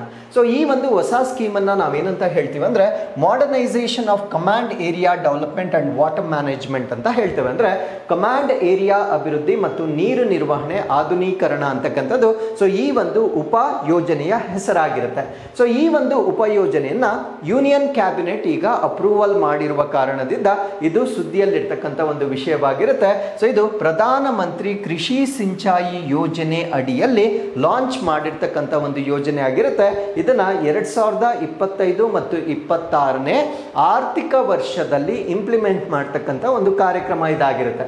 So what is the objective, ಯಾವ ಕಾರಣಕ್ಕಾಗಿ ಅಥವಾ ಯಾವ ಉದ್ದೇಶಕ್ಕಾಗಿ ಇದನ್ನ ಪ್ರಾರಂಭ ಮಾಡಿದ್ದಾರೆ ಅಂತ ನಾವು ನೋಡೋದಾದ್ರೆ to modernise India's irrigation water supply network ಅಂದರೆ ನಮ್ಮ ಭಾರತ ದೇಶದಲ್ಲಿರ್ತಕ್ಕಂಥ ನೀರಾವರಿ ಸರಬರಾಜು ಜಾಲ ಏನಿದೆ ಅದನ್ನ ಆಧುನೀಕರಣಗೊಳಿಸ್ತಕ್ಕಂಥದ್ದು ಇದರ ಮೊದಲ ಉದ್ದೇಶವಾಗಿರುತ್ತೆ. ಅದ್ರ ಜೊತೆಗೆ effective delivery of water from existing canals or other sources to farms ಅಂದರೆ ಈ ಫಾರ್ಮ್ಸ್ ಅಂದರೆ ಕೃಷಿಯನ್ನ ಮಾಡ್ತಕ್ಕಂಥ ಒಂದು ಜಮೀನುಗಳಿಗೆ ಪರಿಣಾಮಕಾರಿಯಾಗಿ ನೀರನ್ನ ತಲುಪಿಸ್ತಕ್ಕಂಥದ್ದು ಇದರ ಉದ್ದೇಶವಾಗಿರ್ತಕ್ಕಂಥದ್ದನ್ನು ನಾವು ನೋಡ್ಬೋದಾಗಿರುತ್ತೆ. ಅಂದರೆ ಅದು ವಾಟರ್ ಸಪ್ಲೈ ನೆಟ್ವರ್ಕ್ಸ್ ಏನಿರುತ್ತೆ, ಫಾರ್ ಎಕ್ಸಾಂಪಲ್ ನೀವು ಕೂಡ ನೋಡಿರ್ತೀರಾ ಈ ಒಂದು ವಾಟರ್ ಸಪ್ಲೈ ಪ್ಲೇಸಸ್ಗಳಲ್ಲಿ ಸಾಕಷ್ಟು ಫಿಲ್ಟ್ರೇಜ್ ಅಥವಾ ಸೋರಿಕೆ ಆಗ್ತಾ ಇರುತ್ತೆ. ಸೊ ಅದನ್ನೆಲ್ಲ ಬ್ಲಾಕ್ ಮಾಡಬೇಕು. ಅದನ್ನೇ ನಾವು ಹೇಳ್ತಕ್ಕಂಥದ್ದು ಎಫೆಕ್ಟಿವ್ ವಾಟರ್ ನೆಟ್ವರ್ಕ್ ಮ್ಯಾನೇಜ್ಮೆಂಟ್ ಅಂತ ಹೇಳ್ತೇವೆ. ಅದನ್ನ ಮಾಡರ್ನೈಸ್ ಮಾಡುವ ಮುಖಾಂತರ ಆ ಲಾಸ್ ಆಫ್ ವಾಟರ್ ಏನಿರುತ್ತೆ ಅಂದರೆ ನೀರಿನ ನಷ್ಟ ಏನಾಗ್ತಾ ಇದೆ ಸೊ ಅದನ್ನ ತಡಿತಕ್ಕಂಥದ್ದು ಮತ್ತೆ ಈ ಕೃಷಿಗೆ ಅಥವಾ ಜಮೀನಿಗೆ ಬೇಕಾಗಿರ್ತಕ್ಕಂಥ ನೀರನ್ನ ಪರಿಣಾಮಕಾರಿಯಾಗಿ ತಲುಪಿಸ್ತಕ್ಕಂಥದ್ದು ಸೊ ಈ ಒಂದು ಸಬ್ ಸ್ಕೀಮ್ನ ಉದ್ದೇಶವಾಗಿರೋದನ್ನ ನಾವು ನೋಡ್ಬೋದಾಗಿರುತ್ತೆ. ಸೊ ಆಬ್ವಿಯಸ್ಲಿ ಈ ಹೆಸರೇ ಅಂದರೆ ಈ ಒಂದು ಸಬ್ ಸ್ಕೀಮ್ನ ಹೆಸರೇ ಮಾಡರ್ನೈಸೇಷನ್ ಅಂತ ಇದೆ. So whenever we say modernisation obviously we are going to use some technology ಅಂದರೆ ಈ ಒಂದು ಟೆಕ್ನಾಲಜಿಕಲ್ ಇಂಟರ್ವೆನ್ಷನ್ ಅಥವಾ ತಾಂತ್ರಿಕವಾಗಿರ್ತಕ್ಕಂಥ ಒಂದು ವ್ಯವಸ್ಥೆಗಳನ್ನು ನಾವಿಲ್ಲಿ ಬಳಸ್ಬೋದಾಗಿರುತ್ತೆ. ಸೊ ಈ ಒಂದು ಕಾರಣಕ್ಕಾಗಿ SCADA ಟೆಕ್ನಾಲಜಿಯನ್ನು ಬಳಕೆ ಮಾಡ್ತಾ ಇದ್ದಾರೆ. ಇದನ್ನು ನಾವೇನಂತ ಹೇಳ್ತೀವಿ ಅಂದರೆ supervisory control and data acquisition ಅಂತ ಹೇಳ್ತೇವೆ. ಅದ್ರ ಜೊತೆಗೆ IoT ಅಂದರೆ ಇಂಟರ್ನೆಟ್ ಆಫ್ ಥಿಂಗ್ಸ್ ಅನ್ನ ಬಳಸಿಕೊಂಡು real time water accounting and management ಅನ್ನ ಮಾಡ್ತಾರೆ. ಅಂದ್ರೆ ನೈಜ ಸಮಯದಲ್ಲಿ ಆ ವಾಟರ್ ಎಷ್ಟರ ಮಟ್ಟಿಗೆ ಬಳಕೆ ಆಗ್ತಾ ಇದೆ, ಸೊ ಎಲ್ಲಿ ಅದರ ಸೋರಿಕೆ ಆಗ್ತಾ ಇದೆ, ಪ್ರಾಪರ್ ಮ್ಯಾನೇಜ್ಮೆಂಟ್ ಆಗ್ತಾ ಇದೆಯಾ ಇಲ್ವಾ ಅಂತಕ್ಕಂಥದ್ದನ್ನ ಸೊ ಈ ಒಂದು ತಂತ್ರಜ್ಞಾನವನ್ನ ಉಪಯೋಗಿಸ್ಕೊಂಡು ಆ ಒಂದು ಮಾಡರ್ನೈಸೇಷನ್ ಮಾಡ್ತಕ್ಕಂಥದ್ದನ್ನ ಈ ಯೋಜನೆಯಲ್ಲಿ ನಾವು ನೋಡ್ಬೋದಾಗಿರುತ್ತೆ. ಸೊ ಅದ್ರ ಜೊತೆಗೆ under ground pressurised piped irrigation system will be implemented. ಅಂದ್ರೆ ಈ ಒಂದು ಪೈಪ್ಡ್ ಇರಿಗೇಷನ್ ಸಿಸ್ಟಮ್ ಏನಿರುತ್ತೆ ಅಥವಾ ಪೈಪ್ಗಳ ಮುಖಾಂತರ ಈ ಒಂದು ನೀರಾವರಿ ವ್ಯವಸ್ಥೆಯನ್ನ ಕೊಡ್ತಕ್ಕಂಥ ಒಂದು ವ್ಯವಸ್ಥೆ ಏನಿರುತ್ತೆ ಸೊ ಅದನ್ನ ಭೂಗತವಾಗಿ ಅಂದ್ರೆ ಅಂಡರ್ ಗ್ರೌಂಡ್ ಆಗಿ ಡೆವಲಪ್ ಮಾಡ್ತಕ್ಕಂಥ ಒಂದು ವ್ಯವಸ್ಥೆಯನ್ನ ಕೂಡ ಸೊ ಈ ಒಂದು ಉಪಯೋಜನೆಯಲ್ಲಿ ಮಾಡಲಾಗುತ್ತೆ. ಅದಾದ್ಮೇಲೆ ಇದರ ಬೆನಿಫಿಟ್ಸ್ ಏನು, ಸೊ ಈ ಒಂದು ಉಪಯೋಜನೆಯ ಅನುಕೂಲಗಳೇನು ಅಂತ ನಾವು ಗಮನಿಸೋದಾದ್ರೆ, ಇನ್ಕ್ರೀಸ್ಡ್ ವಾಟರ್ ಯೂಸ್ ಎಫಿಷಿಯನ್ಸಿ, ಅಂದ್ರೆ ನೀರಿನ ಒಂದು ಬಳಕೆ ಏನಿರುತ್ತೆ ಅದರ ದಕ್ಷತೆ ಹೆಚ್ಚಾಗ್ತಕ್ಕಂಥದ್ದನ್ನ ನಾವು ನೋಡ್ಬೋದಾಗಿರುತ್ತೆ. ಸೊ ಇದ್ರ ಜೊತೆಗೆ ಅಗ್ರಿಕಲ್ಚರಲ್ ಪ್ರೊಡಕ್ಟಿವಿಟಿ ಮತ್ತೆ ಫಾರ್ಮರ್ಸ್ ಇನ್ಕಮ್ ಜಾಸ್ತಿ ಆಗುತ್ತೆ, ಅಂದ್ರೆ ಕೃಷಿ ಉತ್ಪಾದಕತೆ. ಯಾಕಂದ್ರೆ ಯಾವಾಗ ನೀರನ್ನ ನಾವು ಪರಿಣಾಮಕಾರಿಯಾಗಿ ಬಳಸ್ಕೊಳ್ತೇವೆ, ಸೊ ಅವರು ಹೆಚ್ಚಿನ ಕೃಷಿ ಭೂಮಿಗೆ ನೀರನ್ನ ಅವರು ಬಳಸಬಹುದಾಗಿರುತ್ತೆ. ಸೊ ಅದರಿಂದ ಉತ್ಪಾದಕತೆ ಜಾಸ್ತಿ ಆಗುತ್ತೆ. ಆಟೋಮ್ಯಾಟಿಕಲಿ ಉತ್ಪಾದಕತೆ ಜಾಸ್ತಿ ಆದಾಗ ಅವರ ಇನ್ಕಮ್ ಅಥವಾ ಆದಾಯ ಕೂಡ ಹೆಚ್ಚಾಗ್ತಕ್ಕಂಥದ್ದನ್ನ ನಾವು ನೋಡ್ಬೋದಾಗಿರುತ್ತೆ. ಸೊ ಇದ್ರ ಜೊತೆಗೆ ಸಸ್ಟೈನಬಲ್ ಇರಿಗೇಷನ್ ಪ್ರಾಕ್ಟೀಸಸ್, ಅಂದ್ರೆ ನಾವು ನೀರನ್ನ ಸೇವ್ ಮಾಡಬೇಕು, ಅದನ್ನೇ ನಾವು ಹೇಳ್ತಕ್ಕಂಥದ್ದು. ಸುಸ್ಥಿರವಾಗಿ ನಾವು ನೀರನ್ನ ಬಳಕೆ ಮಾಡೋದ್ರಿಂದ ಸೊ ಆ ಪದ್ಧತಿಗಳು ನಮ್ಮ ನೀರನ್ನ ಹೆಚ್ಚಿನ ಒಂದು ಕಾರ್ಯಕ್ಷಮತೆಯಿಂದ ಬಳಸಿಕೊಳ್ಳಿಕ್ಕೆ ಸೊ ಈ ಒಂದು ಸಬ್ ಸ್ಕೀಮ್ ನ ಅಡಿಯಲ್ಲಿ ನಾವು ಅಚೀವ್ ಮಾಡಬಹುದಾಗಿರುತ್ತೆ. ಸೊ ಈಗ ನಾವು ಪ್ರಧಾನ ಮಂತ್ರಿ ಕೃಷಿ ಸಿಂಚಾಯಿ ಯೋಜನೆ ಏನಿದೆ, ಸೊ ಇದರ ಬಗ್ಗೆ ನಾವು ಬೇಸಿಕ್ ಇನ್ಫಾರ್ಮೇಶನ್ ಅನ್ನ ನಾವು ಡಿಸ್ಕಸ್ ಮಾಡೋದಾದ್ರೆ, ಸೊ ಇದನ್ನ ಲಾಂಚ್ ಮಾಡಿರ್ತಕ್ಕಂಥದ್ದು ಜುಲೈ 1, 2015 2015ರಲ್ಲಿ ಲಾಂಚ್ ಆಗಿರ್ತಕ್ಕಂಥ ಒಂದು ಕಾರ್ಯಕ್ರಮವಾಗಿರುತ್ತೆ. ಸೊ ಯಾವ ಕಾರಣಕ್ಕಾಗಿ ಇದನ್ನ ಲಾಂಚ್ ಮಾಡಿರ್ತಾರೆ ಅಂದ್ರೆ, ಇಂಪ್ರೂವ್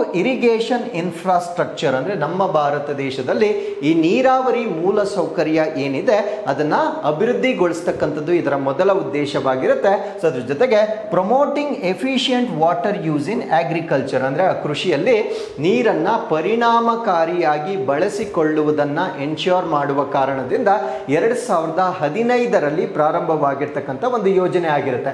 ಸೊ ಇದರ ಆಬ್ಜೆಕ್ಟಿವ್ಸ್ ಅಥವಾ ಇದರ ಉದ್ದೇಶಗಳು ಏನು ಅಂತ ನಾವು ನೋಡೋದಾದ್ರೆ, ಹರ್ ಖೇತ್ ಕೋ ಪಾನಿ ಅಂತ ಹೇಳ್ತೀವಿ, ಅಂದ್ರೆ ಪ್ರತಿಯೊಂದು ಹೊಲಕ್ಕೂ ನೀರು ಅಂತಕ್ಕಂಥದ್ದು ಇದರ ಒಂದು ಉದ್ದೇಶವಾಗಿರುತ್ತೆ. So every farm has access to irrigation, ಅಂದ್ರೆ ಭಾರತ ದೇಶದಲ್ಲಿರ್ತಕ್ಕಂಥ ಪ್ರತಿಯೊಂದು ಜಮೀನಿಗೂ ನೀರಾವರಿ ಸೌಲಭ್ಯವನ್ನ ಕೊಡಬೇಕಂತಕ್ಕಂಥದ್ದು ಸೊ ಈ ಒಂದು ಕಾರ್ಯಕ್ರಮದ ಉದ್ದೇಶವಾಗಿರುತ್ತೆ.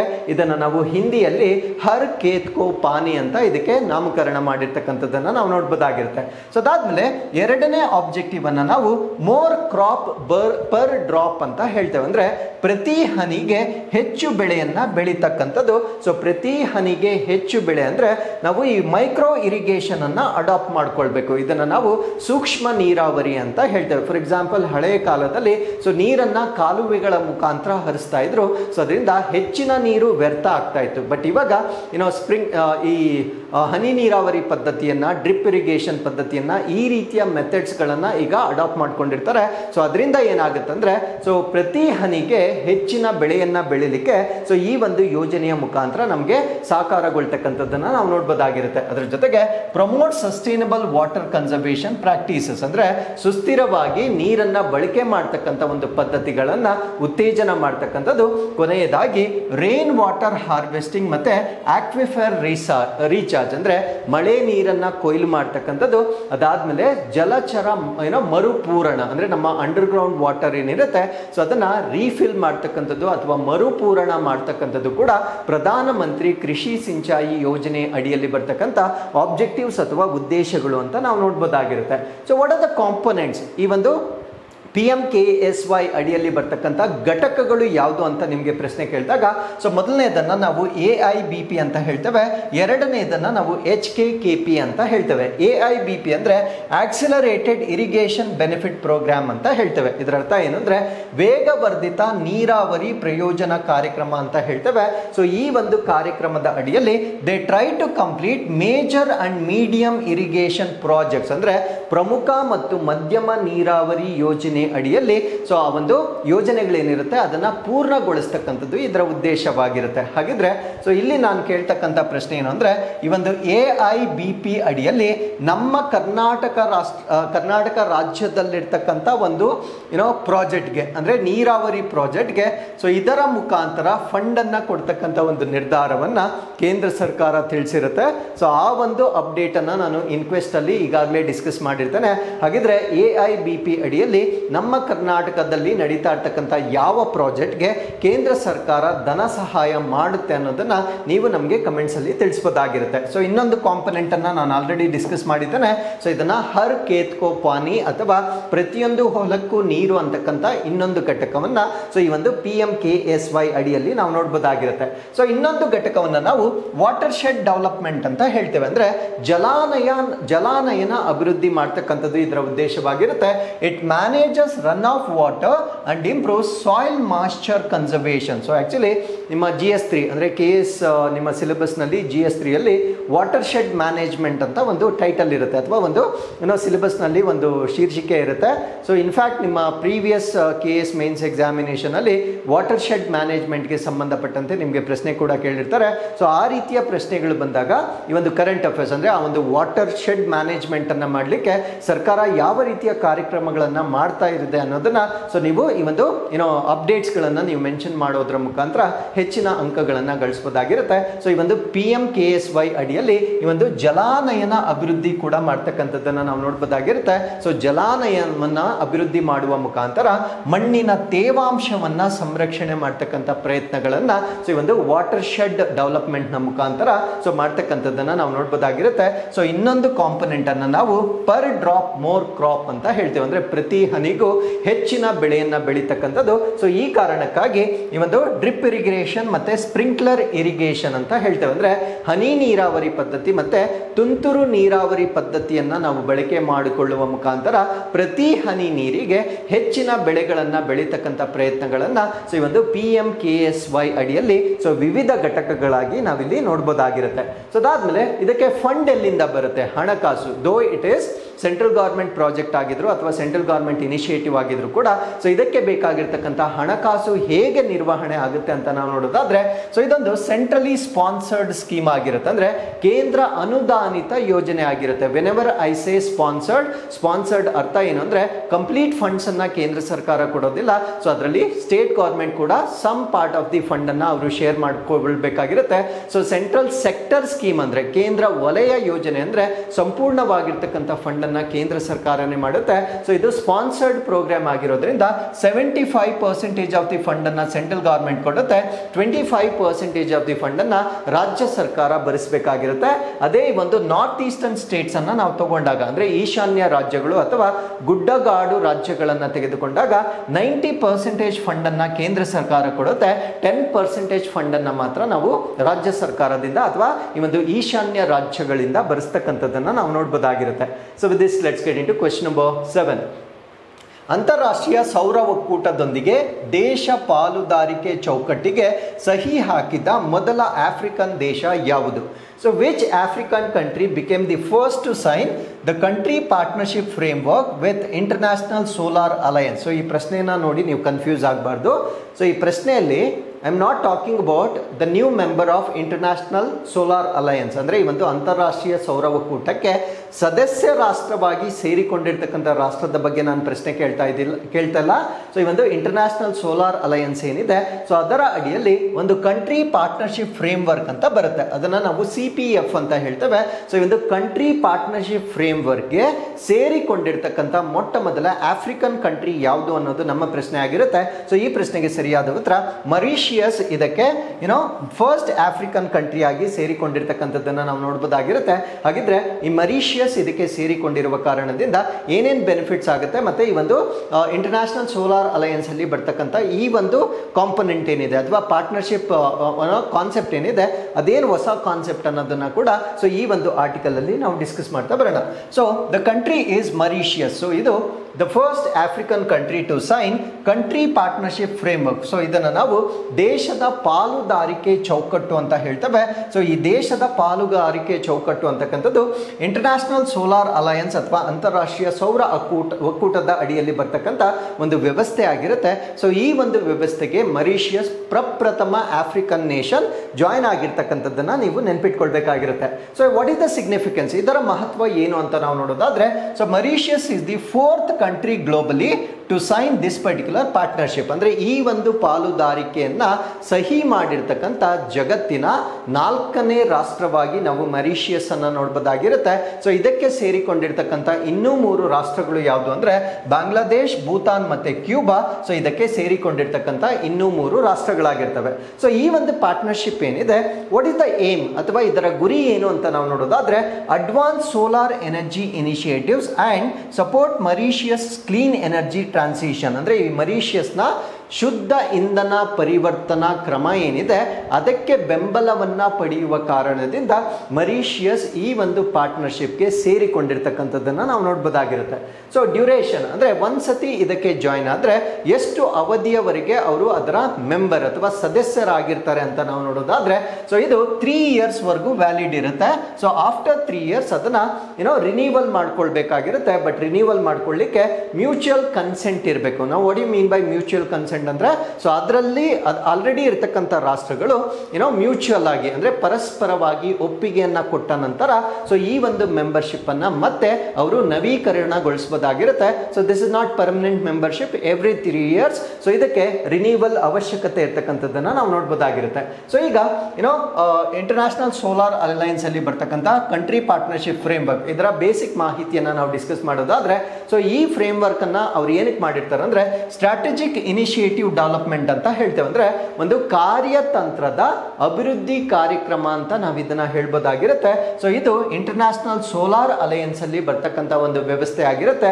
ಸೊ ಏನಕ್ಕೆ ಇದನ್ನ ಮಾಡಿರ್ತಾರೆ ಅಂದ್ರೆ to facilitate long term collaboration with member countries for advancing solar energy projects. ಅಂದ್ರೆ ಅವರ ರಾಷ್ಟ್ರಗಳಲ್ಲಿ ನಡೀತಾ ಇರ್ತಕ್ಕಂಥ ಸೌರ ಯೋಜನೆಗಳೇನಿರ್ತವೆ ಆ ಒಂದು ಯೋಜನೆಗಳಿಗೆ ದೀರ್ಘಕಾಲಿಕವಾಗಿ ಬೆಂಬಲವನ್ನ ಪಡಿಲಿಕ್ಕೆ ಸೊ ಅಂತಾರಾಷ್ಟ್ರೀಯ ಸೌರ ಒಕ್ಕೂಟದ ಅಡಿಯಲ್ಲಿ ಸೊ ಈ ಒಂದು ಪಾಲುದಾರಿಕೆ ವ್ಯವಸ್ಥೆಯನ್ನ ಪ್ರಾರಂಭ ಮಾಡಿರ್ತಕ್ಕಂಥದ್ದನ್ನ ನೀವು ಗಮನಿಸಬಹುದಾಗಿರುತ್ತೆ. So what is the purpose ಅಥವಾ ಉದ್ದೇಶ ಏನು ಅಂತ ನಾವು ನೋಡೋದಾದ್ರೆ to accelerate clean energy transition. ಅಂದ್ರೆ ಈ ಒಂದು ಫಾಸಿಲ್ ಎನರ್ಜಿಯಿಂದ ಈ ಒಂದು ರಿನ್ಯೂಬಲ್ ಎನರ್ಜಿ ಕಡೆಗೆ ಈಗ ಪ್ರಪಂಚ ಏನು ಬದಲಾವಣೆ ಆಗ್ತಾ ಇದೆ ಅದನ್ನ ವೇಗಗೊಳಿಸ್ತಕ್ಕಂಥದ್ದು ಈ ಪಾಲುದಾರಿಕೆಯ ಉದ್ದೇಶವಾಗಿರುತ್ತೆ.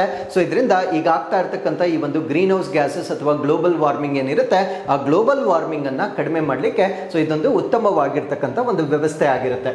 ಸೊ ಕೀ ಫೀಚರ್ಸ್ ಅಂದ್ರೆ ಇದರಲ್ಲಿ ಬರ್ತಕ್ಕಂಥ ಪ್ರಮುಖ ಲಕ್ಷಣಗಳೇನು ಅಂತ ನಾವು ನೋಡೋದಾದ್ರೆ so they are going to develop solar road maps and facilitate regulatory framework. ಅಂದ್ರೆ ಸೌರ ಮಾರ್ಗಸೂಚಿಗಳನ್ನ ಅಭಿವೃದ್ಧಿಪಡಿಸ್ತಕ್ಕಂಥದ್ದು ಮತ್ತೆ ಕೆಲವೊಂದು ನಿಯಂತ್ರಣ ಚೌಕಟ್ಟುಗಳನ್ನ ಅಭಿವೃದ್ಧಿಪಡಿಸ್ತಕ್ಕಂಥದ್ದನ್ನ ಸೊ ಈ ಒಂದು ಪಾಲುದಾರಿಕೆಯ ಅಡಿಯಲ್ಲಿ ನಾವು ನೋಡಬಹುದಾಗಿರುತ್ತೆ. ಸೊ ಅದ್ರ ಜೊತೆಗೆ they will also do capacity building programmes. ಅಂದ್ರೆ ಒಂದು ರಾಷ್ಟ್ರಕ್ಕೆ ಈಗ ಸೌರ ಎನರ್ಜಿಗೆ ಸಂಬಂಧಪಟ್ಟಂತೆ ಹೆಚ್ಚಿನ ನಾಲೆಜ್ ಇರೋದಿಲ್ಲ ಅಂದ್ರೆ ಆ ನಾಲೆಜ್ ಅನ್ನ ಶೇರ್ ಮಾಡಬಹುದಾಗಿರುತ್ತೆ. ಸೊ ಇದರಿಂದ ಅವರ ಕೆಪಾಸಿಟಿ ಡೆವಲಪ್ಮೆಂಟ್ ಅಥವಾ ಅವರ ಸಾಮರ್ಥ್ಯ ವೃದ್ಧಿ ಆಗ್ತಕ್ಕಂಥದ್ದನ್ನ ಸೊ ಈ ಒಂದು ಪಾಲುದಾರಿಕೆಯ ಮುಖಾಂತರ ನಾವು ಎನ್ಶೋರ್ ಮಾಡ್ಕೊಳ್ಬಹುದಾಗಿರುತ್ತೆ. ಸೊ ಇದರಿಂದ ಅನೇಕ ರಾಷ್ಟ್ರಗಳು ಈ ಫಾಸಿಲ್ ಎನರ್ಜಿಯಿಂದ ನಾನ್ ಫಾಸಿಲ್ ಎನರ್ಜಿ ಕಡೆಗೆ ಮೂವ್ ಆಗ್ಲಿಕ್ಕೆ ಸೊ ಇದೊಂದು ಉತ್ತಮವಾಗಿರ್ತಕ್ಕಂಥ ಮಾರ್ಗವಾಗಿರುತ್ತೆ. ಸೊ ಅದಾದ್ಮೇಲೆ it also promotes innovative solar technologies. So ನಮ್ಗೆ ಆಲ್ರೆಡಿ ಗೊತ್ತಿರೋ ಹಾಗೆ ಈ ಒಂದು ಸೋಲಾರ್ ಟೆಕ್ನಾಲಜಿ ಅಂತಕ್ಕಂಥದ್ದು ಕಂಪ್ಯಾರಿಟಿವ್ಲಿ ಅದೊಂದು ಎಕ್ಸ್ಪೆನ್ಸಿವ್ ಟೆಕ್ನಾಲಜಿ ಆಗಿರುತ್ತೆ. ದೋ ಸೋಲಾರ್ ಎನರ್ಜಿ ಇಸ್ ಅನ್ಲಿಮಿಟೆಡ್, ಇನ್ನೂ ಕೂಡ ಯಾಕೆ ಅಷ್ಟೊಂದು ರೆಸ್ಟ್ರಿಕ್ಷನ್ಸ್ ಇದೆ, ಯಾಕೆ ಎಲ್ಲರೂ ಅದನ್ನ ಫುಲ್ ಫ್ಲೆಜ್ ಆಗಿ ಬಳಕೆ ಮಾಡ್ತಾ ಇಲ್ಲ ಅಂದ್ರೆ so technology is little expensive. So ಅದರಿಂದ ಇನೋವೇಟಿವ್ ಸೋಲಾರ್ ಟೆಕ್ನಾಲಜೀಸ್ಗಳನ್ನ ಡೆವಲಪ್ ಮಾಡುವ ಮುಖಾಂತರ ಆ ಕಾಸ್ಟ್ ಆಫ್ ಇನ್ಸ್ಟಾಲೇಷನ್ ಅನ್ನ ಕಡಿಮೆ ಮಾಡ್ತಕ್ಕಂಥ ಪ್ರಯತ್ನಗಳನ್ನ ಕೂಡ ಸೊ ಈ ಒಂದು ಪಾಲುದಾರಿಕೆಯಲ್ಲಿ ಮಾಡಲಾಗುತ್ತೆ. ಸೊ ಅದ್ರ ಜೊತೆಗೆ ಫ್ಲೋಟಿಂಗ್ ಸೋಲಾರ್ ಪ್ರಾಜೆಕ್ಟ್ಸ್ ಗಳನ್ನ ಮಾಡ್ತಕ್ಕಂಥದ್ದು ಅಂದ್ರೆ ನೀರಿನ ಮೇಲೆ ತೇಲ್ತಕ್ಕಂಥ ಸೋಲಾರ್ ಪ್ರಾಜೆಕ್ಟ್ಸ್ ಗಳನ್ನ ಮಾಡ್ತಕ್ಕಂಥದ್ದು, ಸೋಲಾರ್ ಅಗ್ರಿ ವೋಲ್ಟಾಯಿಕ್ಸ್ ಮತ್ತೆ ಸೋಲಾರ್ ವಾಟರ್ ಪಂಪಿಂಗ್ ಸಿಸ್ಟಮ್ಸ್ ಗಳನ್ನ ಡೆವಲಪ್ ಮಾಡ್ತಕ್ಕಂಥದ್ದು. ಸೊ ಇದರಲ್ಲಿ ಬರ್ತಕ್ಕಂಥ ಕೆಲವೊಂದು ಟೆಕ್ನಾಲಜಿಕಲ್ ಇಂಟರ್ವೆನ್ಷನ್ಸ್ ಆಗಿ ನಾವಿಲ್ಲಿ ಗಮನಿಸಬಹುದಾಗಿರುತ್ತೆ. So with this let's get into question number 8. ಕರ್ನಾಟಕದ ಜಲಿಯನ್ ವಾಲಾಬಾಗ್ ಎಂದು ಯಾವ ಸ್ಥಳವನ್ನು ಕರೆಯಲಾಗುತ್ತದೆ? So which place is known as Jallianwala Bagh of Karnataka? So ಈ ಪ್ರಶ್ನೆಗೆ ಸರಿಯಾದ ಉತ್ತರ ಕರ್ನಾಟಕದ ವಿದುರಾಶ್ವತ್ಥವನ್ನು ನಾವು ನಮ್ಮ ಭಾರತ ದೇಶದ ಜಲಿಯನ್ ವಾಲಾಬಾಗ್ ಅಂದ್ರೆ ನಮ್ಮ ಭಾರತ ದೇಶದಲ್ಲಿ ಜಲಿಯನ್ ವಾಲಾಬಾಗ್ ಮಸಕ್ಕರ್ ಹೇಗೆ ನಡೆದಿರುತ್ತೆ ಸೊ ಅದೇ ರೀತಿಯ ಒಂದು ಕೋರಿಲೇಷನ್ ಅನ್ನು ನಾವು ನಮ್ಮ ಕರ್ನಾಟಕದಲ್ಲಿರ್ತಕ್ಕಂಥ ವಿದುರಾಶ್ವತ್ಥಕ್ಕೆ ಸಂಬಂಧಪಟ್ಟಂತೆ ಮಾಡಬಹುದಾಗಿರುತ್ತೆ. ಸೊ ಈ ಜಲಿಯನ್ ವಾಲಾಬಾಗ್ ಮಸಕ್ಕರ್ಗೆ ಸಂಬಂಧಪಟ್ಟಂತೆ ನಾನು ಪ್ರಶ್ನೆಯನ್ನ ತೆಗೆದುಕೊಳ್ಳಿ. ಕಾರಣ ಏನಂದ್ರೆ ಸೊ ಇದು 13ನೇ ಏಪ್ರಿಲ್ ಅಂದ್ರೆ ಇದೇ ತಿಂಗಳು. ಸೊ 13ನೇ ಏಪ್ರಿಲ್ 1919ರಲ್ಲಿ ನಡೆದಿರ್ತಕ್ಕಂಥ ಒಂದು ಹತ್ಯಾಕಾಂಡವಾಗಿರುತ್ತೆ. ಸೊ ಈ ಒಂದು ಹತ್ಯಾಕಾಂಡದ ಇತಿಹಾಸ ಏನಿತ್ತು ಅನ್ನೋದನ್ನ ಸೊ ಈ ಒಂದು ಆರ್ಟಿಕಲ್ ಅಲ್ಲಿ ನಾವು ಡಿಸ್ಕಸ್ ಮಾಡೋಣ. ಸೊ ಇದನ್ನ ನಾವು ಜಲಿಯನ್ ವಾಲಾಬಾಗ್ ಮಸಕ್ಕರ್ ಅಥವಾ ಜಲಿಯನ್ ವಾಲಾಬಾಗ್ ಹತ್ಯಾಕಾಂಡ ಅಂತ ಹೇಳ್ತೇವೆ. So this is one of the darkest chapters of Indian history. Bharat ದೇಶದ ಇತಿಹಾಸದಲ್ಲಿ ಒಂದು ಕಪ್ಪು ಅಧ್ಯಾಯ ಅಥವಾ ಕರಾಳ ದಿನವನ್ನಾಗಿ ನಾವು ಇದನ್ನ ನೆನಪಿಸ್ಕೊಳ್ಬೋದಾಗಿರುತ್ತೆ. ಸೊ ಇದು ಏಪ್ರಿಲ್ 13, 1919 ಪಂಜಾಬ್ನ ಅಮೃತ್ಸರ್ನಲ್ಲಿ ನಡೆದಿರ್ತಕ್ಕಂಥ ಒಂದು ಘಟನೆ ಆಗಿರುತ್ತೆ. ಸೊ ಈ ಒಂದು ಘಟನೆಯಲ್ಲಿ thousands of people gathered at Jallian Vala Bagh. So ಅದೊಂದು ವಾಲ್ಡ್ ಗಾರ್ಡನ್ ಆಗಿರುತ್ತೆ, ಅಂದರೆ ಗೋಡೆಯಿಂದ ನಿರ್ಮಾಣ ಮಾಡಿರ್ತಕ್ಕಂಥ ಒಂದು ಗಾರ್ಡನ್ ಆಗಿರುತ್ತೆ. ಸೊ ಅಲ್ಲಿ ಸಾವಿರಾರು ಜನರು ಅಲ್ಲಿ ಅಸೆಂಬಲ್ ಆಗಿರ್ತಾರೆ. ಯಾವ ಕಾರಣಕ್ಕಾಗಿ ಅಸೆಂಬಲ್ ಆಗಿರ್ತಾರೆ ಆ ರೀಸನ್ ನಮಗೆ ಗೊತ್ತಿರಬೇಕಾಗಿರುತ್ತೆ. ಸೊ ಅವರು ರೌಲತ್ ಆಕ್ಟ್ ಏನಿರುತ್ತೆ ಅಥವಾ ರೌಲತ್ ಕಾಯ್ದೆ ಏನಿರುತ್ತೆ, ಸೊ ಅದರ ವಿರುದ್ಧವಾಗಿ ಪ್ರೊಟೆಸ್ಟ್ ಮಾಡ್ತಾ ಇರ್ತಾರೆ. ಅದ್ರ ಜೊತೆಗೆ ಒಂದು ಬೈಸಾಕಿ ಅಂತ ಒಂದು ಸೆಲೆಬ್ರೇಷನ್ ಅನ್ನ ಮಾಡ್ತಾ ಇರ್ತಾರೆ.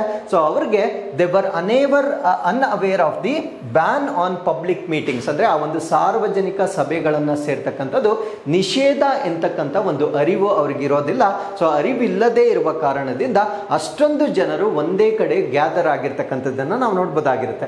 ಸೊ ಅವಾಗ ಬ್ರಿಟಿಷರ್ ಏನ್ ಮಾಡ್ತಾರೆ, ಸೊ ಬ್ರಿಟಿಷರಲ್ಲಿ ಜನರಲ್ ಡಯರ್ ಅಂತ ಹೇಳ್ತೇವೆ. ಸೊ ಇವ್ರು ಏನ್ ಮಾಡ್ತಾರೆ ಅಂದ್ರೆ 50 ಸೋಲ್ಜರ್ಸ್ ಜೊತೆ ಬರ್ತಾರೆ, 50 ಜನ ಸೈನಿಕರೊಂದಿಗೆ ಬಂದು ಸೊ ಅಲ್ಲಿರ್ತಕ್ಕಂಥ ಜನರ ಮೇಲೆ ಸೊ ಅವರು ಫೈರ್ ಮಾಡ್ಲಿಕ್ಕೆ ಆರ್ಡರ್ ಅನ್ನ ಕೊಡ್ತಾರೆ. ಸೊ ಯಾವಾಗ ಅವರು ಫೈರ್ ಮಾಡ್ತಾರೆ, ಸೊ 1650 ರೌಂಡ್ಸ್ ಆಫ್ ಎಕ್ಸ್ಪ್ಲೋಡಿಂಗ್ಸ್ ಆಗುತ್ತೆ. ಅಂದ್ರೆ 10 ನಿಮಿಷದಲ್ಲಿ 1650 ಸುತ್ತುಗಳು ಅಲ್ಲಿರ್ತಕ್ಕಂಥ ಅಥವಾ ಅಲ್ಲಿ ನೆರೆದಿರ್ತಕ್ಕಂಥ ಜನರ ಮೇಲೆ ಗುಂಡಿನ ದಾಳಿ ಮಾಡಿರ್ತಕ್ಕಂಥದ್ದನ್ನ ನಾವು ನೋಡ್ಬೋದಾಗಿರುತ್ತೆ. ಸೊ ಅಫಿಷಿಯಲ್ ಬ್ರಿಟಿಷ್ ರೆಕಾರ್ಡ್ಸ್ ನ ಪ್ರಕಾರ ಅವರು ಡಿಕ್ಲೇರ್ ಮಾಡಿರ್ತಕ್ಕಂಥದ್ದು 379 ಡೆತ್ಸ್ ಆಗಿದೆ ಅಂತ, ಅಂದ್ರೆ 379 ಸಾವುಗಳಾಗಿದೆ ಅಂತ ಬ್ರಿಟಿಷರು ಅಧಿಕೃತವಾಗಿ ಹೇಳಿರ್ತಕ್ಕಂಥ ಮಾಹಿತಿ ಆಗಿರುತ್ತೆ. ಬಟ್ ಇಂಡಿಯನ್ ಎಸ್ಟಿಮೇಷನ್ ನ ಪ್ರಕಾರ ಥೌಸಂಡ್ಸ್ ಆಫ್ ಫ್ಯಾಟಾಲಿಟೀಸ್, ಅಂದ್ರೆ 1000ಕ್ಕೂ ಹೆಚ್ಚು ಸಾವುಗಳಾಗಿರುತ್ತೆ. 1500ಕ್ಕೂ ಹೆಚ್ಚು ಜನ ಇಂಜುರೀಸ್ ಅಥವಾ ಗಾಯಗಳಾಗಿರ್ತಕ್ಕಂಥದ್ದನ್ನ ಈ ಒಂದು ಘಟನೆಯಲ್ಲಿ ನಾವು ನೋಡ್ಬೋದಾಗಿರುತ್ತೆ. So what is the cause? So ಈ ಒಂದು ಪ್ರೊಟೆಸ್ಟ್ಗೆ ಕಾರಣ ಏನು? ಕಾರಣ ಆಲ್ರೆಡಿ ನಾನು ಹೇಳಿದ್ದೇನೆ, ಇದನ್ನು ನಾವು ಪ್ರೊಟೆಸ್ಟಿಂಗ್ ಅಗೇನ್ಸ್ಟ್ ರೌಲತ್ ಆಕ್ಟ್ ಅಂತ ಹೇಳ್ತೇವೆ. ಏನಿದು ರೌಲತ್ ಕಾಯ್ದೆ ಅಂತ ನಾವಿಲ್ಲಿ ನೋಡೋದಾದ್ರೆ, ಸೊ ಇದನ್ನ ಪಾಸ್ ಮಾಡಿರ್ತಕ್ಕಂಥದ್ದು 1919 ಈ ಒಂದು ರೌಲತ್ ಕಾಯ್ದೆಯನ್ನ ಅಂಗೀಕಾರ ಮಾಡ್ತಾರೆ. ಏನಿದು ಕಾಯ್ದೆ ಅಂತ ನಾವು ನೋಡೋದಾದ್ರೆ, it allowed British government to arrest and detain individuals without trial. ಅಂದ್ರೆ ಬ್ರಿಟಿಷ್ ಸರ್ಕಾರಕ್ಕೆ ಯಾವುದೇ ವಿಚಾರಣೆ ಮಾಡದೆ, ಸಪೋಸ್ ನೀವೇನಾದರೂ ತಪ್ಪು ಮಾಡಿದಿರೋ ಬಿಟ್ಟಿದಿರೋ ಅದನ್ನ ವಿಚಾರಣೆ ಮಾಡದೆ ವ್ಯಕ್ತಿಗಳನ್ನ ಬಂಧಿಸ್ತಕ್ಕಂಥ ಒಂದು ಅಧಿಕಾರವನ್ನ ನೀಡಲಾಗುತ್ತೆ. ಯಾವ ಕಾಯ್ದೆಯ ಮುಖಾಂತರ? ರೌಲತ್ ಕಾಯ್ದೆಯ ಮುಖಾಂತರ. ಸೊ ಇದನ್ನ ಪ್ರತಿಭಟಿಸುವ ಕಾರಣದಿಂದ ಆ ಒಂದು ಜಲಿಯನ್ ವಾಲಾ ಬಾಗ್ನಲ್ಲಿ ಅವರು ಪ್ರೊಟೆಸ್ಟ್ ಮಾಡ್ತಾ ಇರ್ತಾರೆ, ಮತ್ತೆ ಬೈಸಾಕಿಯನ್ನ ಅದೇ ಸಮಯದಲ್ಲಿ ಅವರು ಸೆಲೆಬ್ರೇಟ್ ಮಾಡ್ತಾ ಇರ್ತಾರೆ. ಸೊ ಇದರ ವಿರುದ್ಧವಾಗಿ ಬ್ರಿಟಿಷರು ಅಮಾನವೀಯವಾಗಿ ಅಲ್ಲಿ ಗುಂಡು ಹಾರಿಸಿರ್ತಕ್ಕಂಥ ಒಂದು ಘಟನೆ ಇದಾಗಿರುತ್ತೆ. ಸೊ ಅದಾದ್ಮೇಲೆ ಪ್ರೊಟೆಸ್ಟ್ ಅಗೇನ್ಸ್ಟ್ ಬ್ರಿಟಿಷ್ ಪಾಲಿಸೀಸ್ ಅಂದ್ರೆ demanding fair treatment and greater autonomy after world war I, ಅಂದ್ರೆ ಈ ಒಂದು ವಿಶ್ವ ಸಮರ 1 ಏನಾಗುತ್ತೆ, ಸೊ ಅದರ ನಂತರ ನಮ್ಮ ಭಾರತೀಯ ದೇಶದ ಜನರನ್ನ ನ್ಯಾಯಯುತವಾಗಿ ನಡೆಸಿಕೊಳ್ಬೇಕು, ಅದ್ರ ಜೊತೆಗೆ ಹೆಚ್ಚಿನ ಸ್ವಾಯತ್ತತೆಯನ್ನ ನಮ್ಮ ಜನಕ್ಕೆ ಕೊಡಬೇಕು ಅಂತಕ್ಕಂಥದ್ದು ಸೊ ಅವರ ಇನ್ನೊಂದು ಒತ್ತಾಯವಾಗಿರುತ್ತೆ.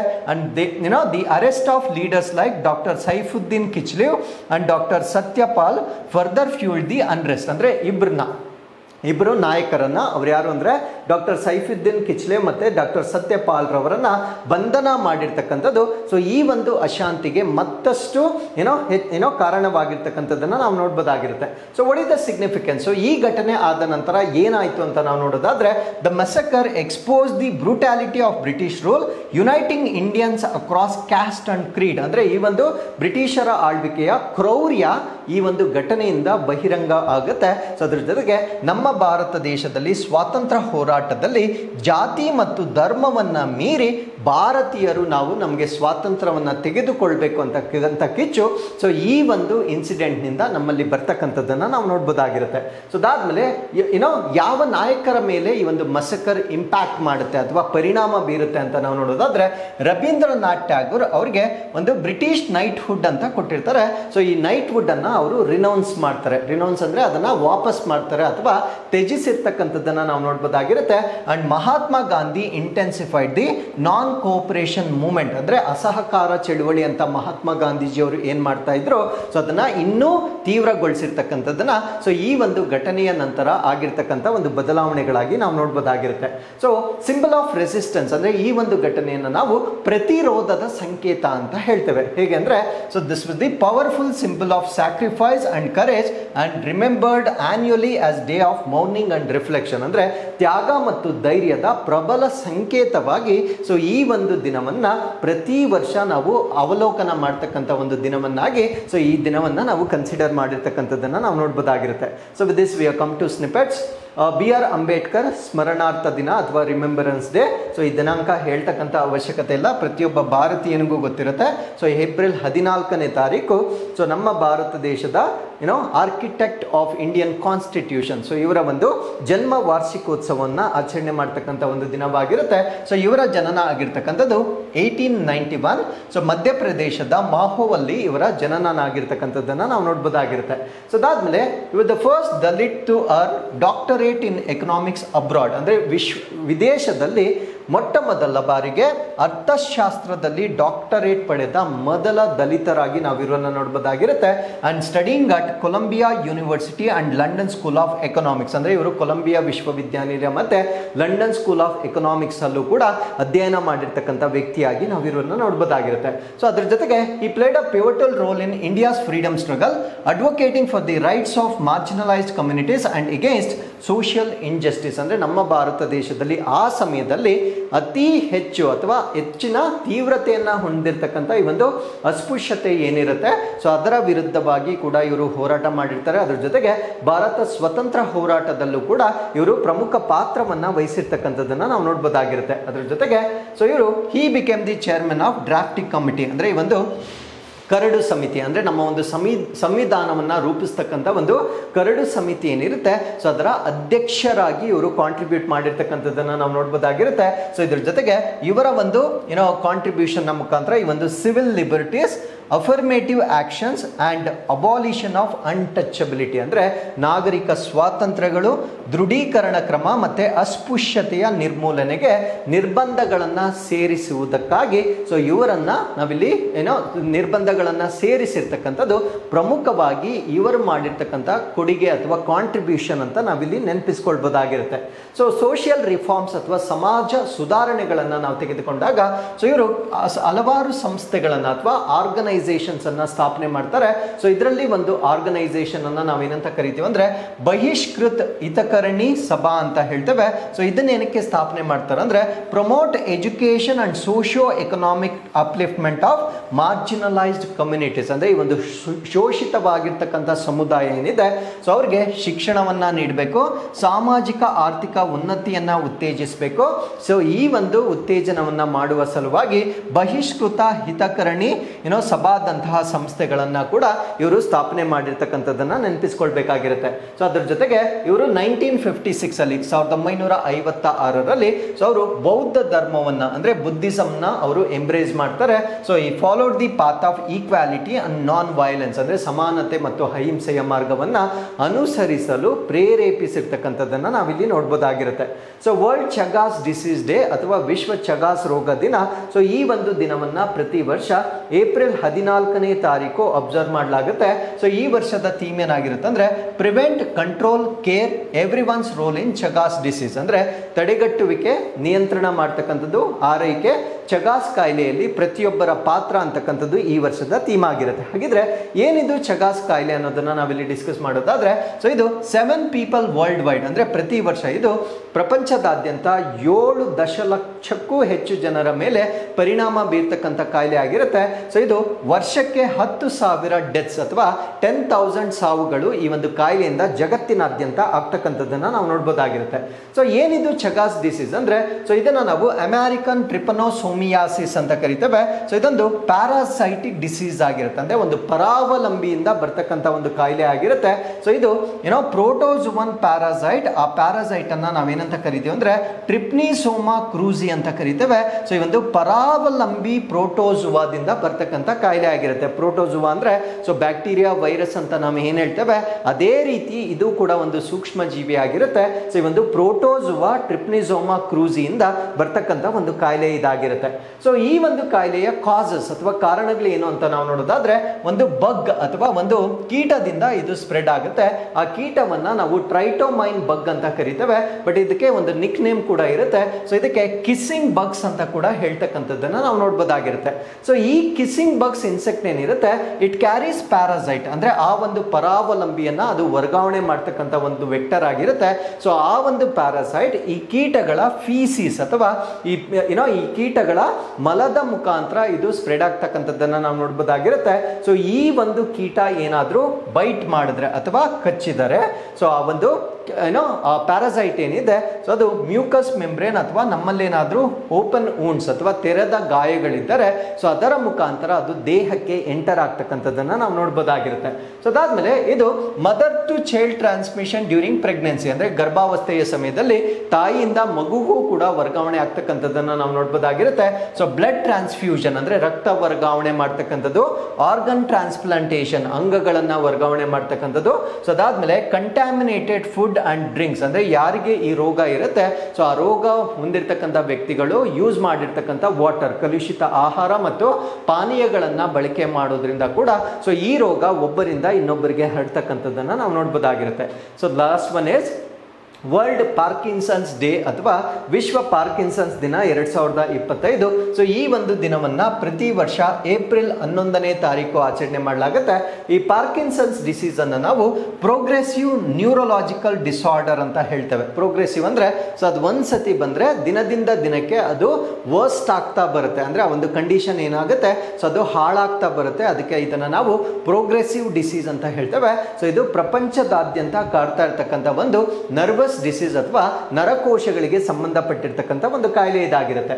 ಸೊ ಈ ಒಂದು ಕಾಯಿಲೆ ಅಂದ್ರೆ ಇದಕ್ಕೆ ಸಂಬಂಧಪಟ್ಟಂತೆ ದಿನಾಂಕ ಏಪ್ರಿಲ್ 11ನೇ ತಾರೀಕೆ ಯಾಕೆ ಈ ಒಂದು ದಿನವನ್ನ ನಾವು ಆಚರಣೆ ಮಾಡ್ತೀವಿ ಅಂದ್ರೆ so it is the birth anniversary of doctor James Parkinson. So doctor James Parkinson ಇವರ ಜನ್ಮ ವಾರ್ಷಿಕೋತ್ಸವವಾಗಿರುತ್ತೆ. ಹಾಗಿದ್ರೆ ಜೇಮ್ಸ್ ಪಾರ್ಕಿನ್ಸನ್ ಕೊಟ್ಟಿರ್ತಕ್ಕಂಥ ಕಾಂಟ್ರಿಬ್ಯೂಷನ್ ಏನು ಅಂತ ನಾವು ನೋಡೋದಾದ್ರೆ is the first one to describe the condition in his 1817 essay an essay on shaking palsy ಅಂತ ಕರೀತೇವೆ. ಅಂದ್ರೆ ಅವರು 1817ರಲ್ಲಿ ಒಂದು ಪ್ರಬಂಧವನ್ನ ಬರೀತಾರೆ. ಆ ಪ್ರಬಂಧದ ಟೈಟಲ್ ಏನಿರುತ್ತೆ ಅಂದ್ರೆ ಅನ್ ಎಸ್ಸೆ ಆನ್ ದಿ ಶೇಕಿಂಗ್ ಅಂತ, ಶೇಕಿಂಗ್ ಪ್ಯಾಲ್ಸಿ ಅಂತ ಬರೀತಾರೆ. ಅದರಲ್ಲಿ ಈ ಒಂದು ಕಾಯಿಲೆಯ ಬಗ್ಗೆ ಮೊಟ್ಟ ಮೊದಲ ಬಾರಿ ಅವರು ಉಲ್ಲೇಖ ಮಾಡಿರ್ತಕ್ಕಂಥದ್ದನ್ನ ನಾವು ನೋಡ್ಬೋದಾಗಿರುತ್ತೆ. ಸೊ ಅದರಿಂದ ಈ ಕಾಯಿಲೆಗೆ ಇವರ ಹೆಸರನ್ನೇ ಇಟ್ಟಿರ್ತಕ್ಕಂಥದ್ದನ್ನ ನಾವು ನೋಡ್ಬೋದಾಗಿರುತ್ತೆ. ಸೊ ಈಗ ನಾವು ಪಾರ್ಕಿನ್ಸನ್ಸ್ ಡಿಸೀಸ್ ಬಗ್ಗೆ ಬೇಸಿಕ್ ಮಾಹಿತಿಯನ್ನ ಡಿಸ್ಕಸ್ ಮಾಡೋದಾದ್ರೆ ಇದನ್ನ ನಾವು progressive neurological disorder that primarily affects movement, ಅಂದ್ರೆ ನಮ್ಮ ಒಂದು ಚಲನೆ ಏನಿರುತ್ತೆ, ನಮ್ಮ ಒಂದು ಸ್ನಾಯುಗಳ ಚಲನೆ ಏನಿರುತ್ತೆ ಆ ಚಲನೆಯ ಮೇಲೆ ಪರಿಣಾಮ ಬೀರ್ತಕ್ಕಂಥ ಒಂದು ನರವೈಜ್ಞಾನಿಕ ಅಸ್ವಸ್ಥತೆ ಅಂತ ನಾವು ಇದನ್ನ ಕನ್ಸಿಡರ್ ಮಾಡಬಹುದಾಗಿರುತ್ತೆ. ಸೊ ನಮ್ಮ ಮೂವ್ಮೆಂಟ್ ಏನಿರುತ್ತೆ ಅಂದ್ರೆ ನಮ್ಮ ದೇಹದ ಚಲನೆ ಏನಿರುತ್ತೆ ಸೊ ಅದರ ಮೇಲೆ ಪರಿಣಾಮ ಬೀರ್ತಕ್ಕಂಥ ಒಂದು ಕಾಯಿಲೆ ಇದಾಗಿರುತ್ತೆ. ಸೊ ಇದು ನಮ್ಮ ಬ್ರೈನ್ ಅಲ್ಲಿ ಅಂದ್ರೆ ಇದು ಯಾಕೆ ಆಗುತ್ತೆ ಅಂತ ನಾವು ನೋಡೋದಾದ್ರೆ ಡೋಪಮಿನ್ ಪ್ರೊಡಕ್ಷನ್ ನ್ಯೂರಾನ್ಸ್, ಅಂದ್ರೆ ನಮ್ಮ ಮೆದುಳಲ್ಲಿ ನ್ಯೂರಾನ್ಸ್ ಅಂತ ಇರುತ್ತೆ. ಆ ನ್ಯೂರಾನ್ಸ್ ಇಂದ ಏನ್ ರಿಲೀಸ್ ಆಗುತ್ತೆ ಅಂದ್ರೆ ಡೋಪಮಿನ್ ಅಂತಕ್ಕಂಥ ಒಂದು ಕೆಮಿಕಲ್ ರಿಲೀಸ್ ಆಗುತ್ತೆ.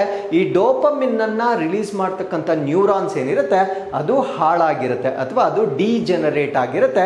ಅವಾಗ ಏನಾಗುತ್ತೆ ಅಂದ್ರೆ ಈ ಡೋಪಮಿನ್ ಅನ್ನ ರಿಲೀಸ್ ಮಾಡ್ತಕ್ಕಂಥ ಒಂದು ಭಾಗ ಸಬ್ಸ್ಟಾನ್ಷಿಯಾ ನಿಗ್ರಾದಲ್ಲಿರುತ್ತೆ. ಸೊ ಈ ಸಬ್ಸ್ಟಾನ್ಷಿಯಾ ನಿಗ್ರಾ ಅಂತಕ್ಕಂಥದ್ದು ನಮ್ಮ ಮೆದುಳಿನ ಮಿಡ್ ಬ್ರೈನ್, ಮಧ್ಯ ಮೆದುಳಿನಲ್ಲಿ ಬರ್ತಕ್ಕಂಥ ಒಂದು ಭಾಗವಾಗಿರುತ್ತೆ. ನಮ್ಮ ಮೆದುಳನ್ನ ಮೇಜರ್ ಆಗಿ ಫೋರ್ ಬ್ರೈನ್, ಮಿಡ್ ಬ್ರೈನ್ ಮತ್ತೆ ಹಿಂಡ್ ಬ್ರೈನ್ ಆಗಿ ಮೂರು ಭಾಗಗಳಾಗಿ ಡಿವೈಡ್ ಮಾಡ್ತೇವೆ. ಅಂದ್ರೆ ಮುಂದಿನ ಮೆದುಳು, ಮಧ್ಯ ಮೆದುಳು ಮತ್ತು ಕೆಳ ಮೆದುಳು ಅಥವಾ ಹಿಂದಿನ ಮೆದುಳು ಅಂತ ನಾವು ಡಿವೈಡ್ ಮಾಡ್ತೇವೆ. ಸೊ ಇದರಲ್ಲಿ ಬರ್ತಕ್ಕಂಥ ಮಧ್ಯ ಮೆದುಳಿನಲ್ಲಿ ಸಬ್ಸ್ಟಾನ್ಷಿಯಾ ನಿಗ್ರಾ ಅಂತ ಒಂದು ಭಾಗವಿರುತ್ತೆ. ಸೊ ಈ ಒಂದು ಭಾಗ ಏನಿದೆ ನಮ್ಮ ದೇಹದ ಮೋಟಾರ್ ಕಂಟ್ರೋಲ್ ಅನ್ನ ಮಾಡುತ್ತೆ. ಮೋಟಾರ್ ಅಂದ್ರೆ ಏನು, ಮೋಟಾರ್ ವೆಹಿಕಲ್ ಅಂದ್ರೆ ಏನು ಅಂದ್ರೆ ಮೋಟಾರ್ ವೆಹಿಕಲ್ ಒಂದ್ ಕಡೆಯಿಂದ ಇನ್ನೊಂದು ಕಡೆಗೆ ಸಾಗಣೆ ಮಾಡುತ್ತೆ. So motor control in our body ಅಂದ್ರೆ ನಮ್ಮ ಅಂಗಗಳ ಚಲನೆಗೆ ಬೇಕಾಗಿರ್ತಕ್ಕಂಥ ರಾಸಾಯನಿಕ ವಸ್ತುಗಳು ಈ ಒಂದು ಸಬ್ಸ್ಟಾನ್ಷಿಯಾ ನಿಗ್ರಾದಲ್ಲಿ ಡೋಪಮಿನ್ ಮುಖಾಂತರ ಅದು ರಿಲೀಸ್ ಆಗ್ತಕ್ಕಂಥದ್ದನ್ನ ನಾವು ನೋಡಬಹುದಾಗಿರುತ್ತೆ. ಬಟ್ ಅನ್ಫಾರ್ಚುನೇಟ್ಲಿ ಈ ಒಂದು ಪಾರ್ಕಿನ್ಸನ್ಸ್ ಕಾಯಿಲೆ ಬಂದಾಗ ಈ ಡೋಪಮಿನ್ ಪ್ರೊಡ್ಯೂಸ್ ಮಾಡ್ತಕ್ಕಂಥ ನ್ಯೂರಾನ್ಸ್ ಏನಿರುತ್ತೆ ಅದು ಹಾಳಾಗಿದ್ದಾಗ ಬರ್ತಕ್ಕಂಥ ಒಂದು ಕಾಯಿಲೆಯನ್ನ ನಾವು ಪಾರ್ಕಿನ್ಸನ್ಸ್ ಡಿಸಾರ್ಡರ್ ಅಂತ ಹೇಳ್ತೇವೆ. So what are the causes, ಈ ಕಾಯಿಲೆ ಬರಲಿಕ್ಕೆ ಕಾರಣಗಳೇನು ಅಂತ ನಾವು ನೋಡೋದಾದ್ರೆ exact cause of Parkinson's is unknown, ಅಂದ್ರೆ ಯಾಕೆ ಇದು ಬರುತ್ತೆ ಅಂತಕ್ಕಂಥ ನಿಖರವಾದ ಕಾರಣವನ್ನ ಇನ್ನೂ ಕೂಡ ಯಾರು ಪತ್ತೆ ಹಚ್ಚಿಲ್ಲ. ಬಟ್ ಒಂದು ನಂಬಿಕೆ ಅಥವಾ ಒಂದು ಬಿಲೀಫ್ ಏನು ಅಂದ್ರೆ ಅಂದರೆ ಕಾಂಬಿನೇಷನ್ ಆಫ್ ಜೆನೆಟಿಕ್ ಮತ್ತು ಎನ್ವೈರನ್ಮೆಂಟಲ್ ಫ್ಯಾಕ್ಟರ್ಸ್, ಅಂದರೆ ಅವರ ಅನುವಂಶೀಯತೆ, ಅಂದರೆ ಅವರ ಜೀನ್ಸ್ ಅಥವಾ DNA ಏನಾದರೂ ಡಿಫೆಕ್ಟ್ ಆಗಿರ್ತಕ್ಕಂಥದ್ದು ಅಥವಾ ಎನ್ವೈರನ್ಮೆಂಟಲ್ ಫ್ಯಾಕ್ಟರ್ಸ್ ಅಂದರೆ ಈ ಒಂದು ಪರಿಸರದ ಅಂಶಗಳಿಂದ ಆಗಿರ್ತಕ್ಕಂಥ ಬದಲಾವಣೆಗಳು ಈ ಒಂದು ಕಾಯಿಲೆಗೆ ಕಾರಣವಾಗಿರಬಹುದು ಅಂತಕ್ಕಂಥ ಒಂದು ಬಿಲೀಫನ್ನು ಇದುವರೆಗೂ ಹೊಂದಿರತಕ್ಕಂಥದ್ದನ್ನು ನಾವು ನೋಡ್ಬೋದಾಗಿರುತ್ತೆ. ಅದ್ರ ಜೊತೆಗೆ ಎಕ್ಸ್ಪೋಜರ್ ಟು ಟಾಕ್ಸಿನ್ಸ್, ಅಂದರೆ ವಿಷಕಾರಿ ವಸ್ತುಗಳಿಗೆ ನಮ್ಮನ್ನು ನಾವು ಎಕ್ಸ್ಪೋಸ್ ಮಾಡ್ಕೊಳ್ಬೋದು. ಫಾರ್ ಎಕ್ಸಾಂಪಲ್ ಲೈಕ್ ಪೆಸ್ಟಿಸೈಡ್ಸ್, ಈ ಕೀಟನಾಶಕಗಳಿಗೆ ಎಕ್ಸ್ಪೋಸ್ ಆಗ್ತಕ್ಕಂಥದ್ದು. Family history of the disease, ಅಂದರೆ ನಮ್ಮ ಒಂದು ಕುಟುಂಬದಲ್ಲಿ ಫ್ಯಾಮಿಲಿ ಟ್ರೀಯಲ್ಲಿ ಯಾರಿಗಾದರೂ ಈ ಕಾಯಿಲೆ ಇದ್ದರೆ ಈ ಕಾಯಿಲೆ ಮುಂದಿನ ಪೀಳಿಗೆಗೂ ಕೂಡ ಟ್ರಾನ್ಸ್ಫರ್ ಆಗ್ತಕ್ಕಂಥ ಎಲ್ಲ ಸಾಧ್ಯತೆಯನ್ನು ನಾವಿಲ್ಲಿ ಗಮನಿಸ್ಬೋದಾಗಿರುತ್ತೆ. ಅದಾದಮೇಲೆ the accumulation of protein called alpha synuclein in the brain. ನಮ್ಮ ಮೆದುಳಲ್ಲಿ ಒಂದು ಪ್ರೋಟೀನ್ ಡೆಪಾಸಿಟ್ ಆಗುತ್ತೆ. ಆ ಪ್ರೋಟೀನನ್ನು ನಾವೇನಂತ ಕರಿತೀವಿ ಅಂದರೆ ಆಲ್ಫಾ ಸಿನ್ಯೂಕ್ಲೀನ್ ಅಂತ ಹೇಳ್ತೇವೆ. ಈ ಒಂದು ಪ್ರೋಟೀನ್ ಡೆಪಾಸಿಟ್ ಆಗೋದ್ರಿಂದ ಕೂಡ ಈ ಕಾಯಿಲೆ ಬರ್ತಕ್ಕಂಥ ಒಂದು ಸಾಧ್ಯತೆಯನ್ನು ನಾವು ನೋಡ್ಬೋದಾಗಿರುತ್ತೆ. ಏನು ಸಿಂಪ್ಟಮ್ಸ್ ಆಗುತ್ತೆ ಈ ಕಾಯಿಲೆ ಬಂದಾಗ, ಯಾವ ರೋಗ ಲಕ್ಷಣಗಳನ್ನು ನಾವು ನೋಡ್ಬೋದಾಗಿರುತ್ತೆ ಅಂತ ನಾವು ನೋಡೋದಾದ್ರೆ ಟ್ರೆಮರ್ಸ್ ಆಗುತ್ತೆ. ಟ್ರೆಮರ್ಸ್ ಅಂದರೆ ನಮ್ಮ ಕೈಗಳು, ಕಾಲುಗಳು ಮತ್ತು ನಮ್ಮ ಲೆಗ್ಸ್ ಮತ್ತು ಜಾ, ನಮ್ಮ ದವಡೆ ಏನಿರುತ್ತೆ ಅದು ನಡುಗುವಿಕೆ ಆಗ್ತಕ್ಕಂಥದ್ದು, ಅಂದರೆ ಶೇಕ್ ಆಗ್ತಕ್ಕಂಥದ್ದನ್ನು ನಾವು ನೋಡ್ಬೋದಾಗಿರುತ್ತೆ. ಬ್ರಾಡಿಕೈನೆಸಿಸ್ ಅಂತ ಹೇಳ್ತೇವೆ. ಬ್ರಾಡಿಕೈನೆಸಿಸ್ ಅಂದರೆ ಸ್ಲೋನೆಸ್ ಆಫ್ ದಿ ಮೂಮೆಂಟ್, ಅಂದರೆ ನಾವು ಸರಾಗವಾಗಿ ಓಡಾಡಲಿಕ್ಕೆ ಸಾಧ್ಯ ಆಗೋದಿಲ್ಲ, ನಮ್ಮ ಒಂದು ಚಲನೆ ಅಂತಕ್ಕಂಥದ್ದು ಸ್ಲೋ ಆಗೋದನ್ನು ನಾವು ನೋಡ್ಬೋದಾಗಿರುತ್ತೆ. ಅದಾದ್ಮೇಲೆ ಮಸಲ್ ರಿಜಿಡಿಟಿ, ಅಂದರೆ ನಮ್ಮ ಸ್ನಾಯುಗಳು ಬಿಗಿತಗೊಳ್ಳುತ್ತೆ.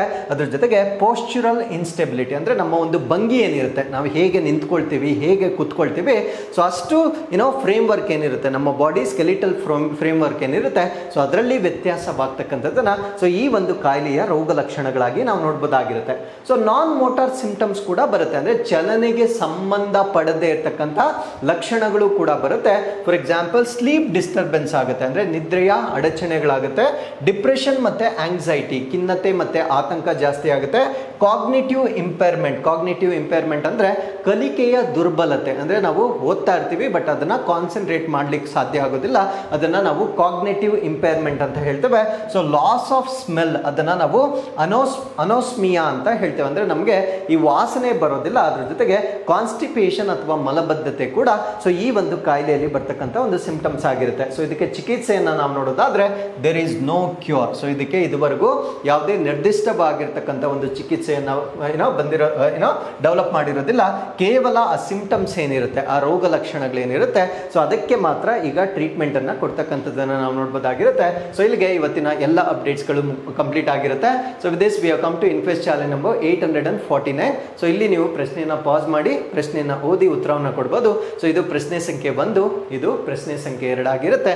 ಇಲ್ಲಿಗೆ ಇವತ್ತಿನ ಎಲ್ಲ ಅಪ್ಡೇಟ್ಸ್ಗಳು ಕಂಪ್ಲೀಟ್ ಆಗಿರುತ್ತೆ. ಮತ್ತೊಮ್ಮೆ ನಾಳಿನ ಅಪ್ಡೇಟ್ಸ್ನೊಂದಿಗೆ ನಾನು ಮತ್ತೆ ನಿಮ್ಮನ್ನು ಭೇಟಿ ಆಗ್ತೇನೆ. ಅಲ್ಲಿವರೆಗೂ keep reading, take care of your selves, and thank you very much for watching this.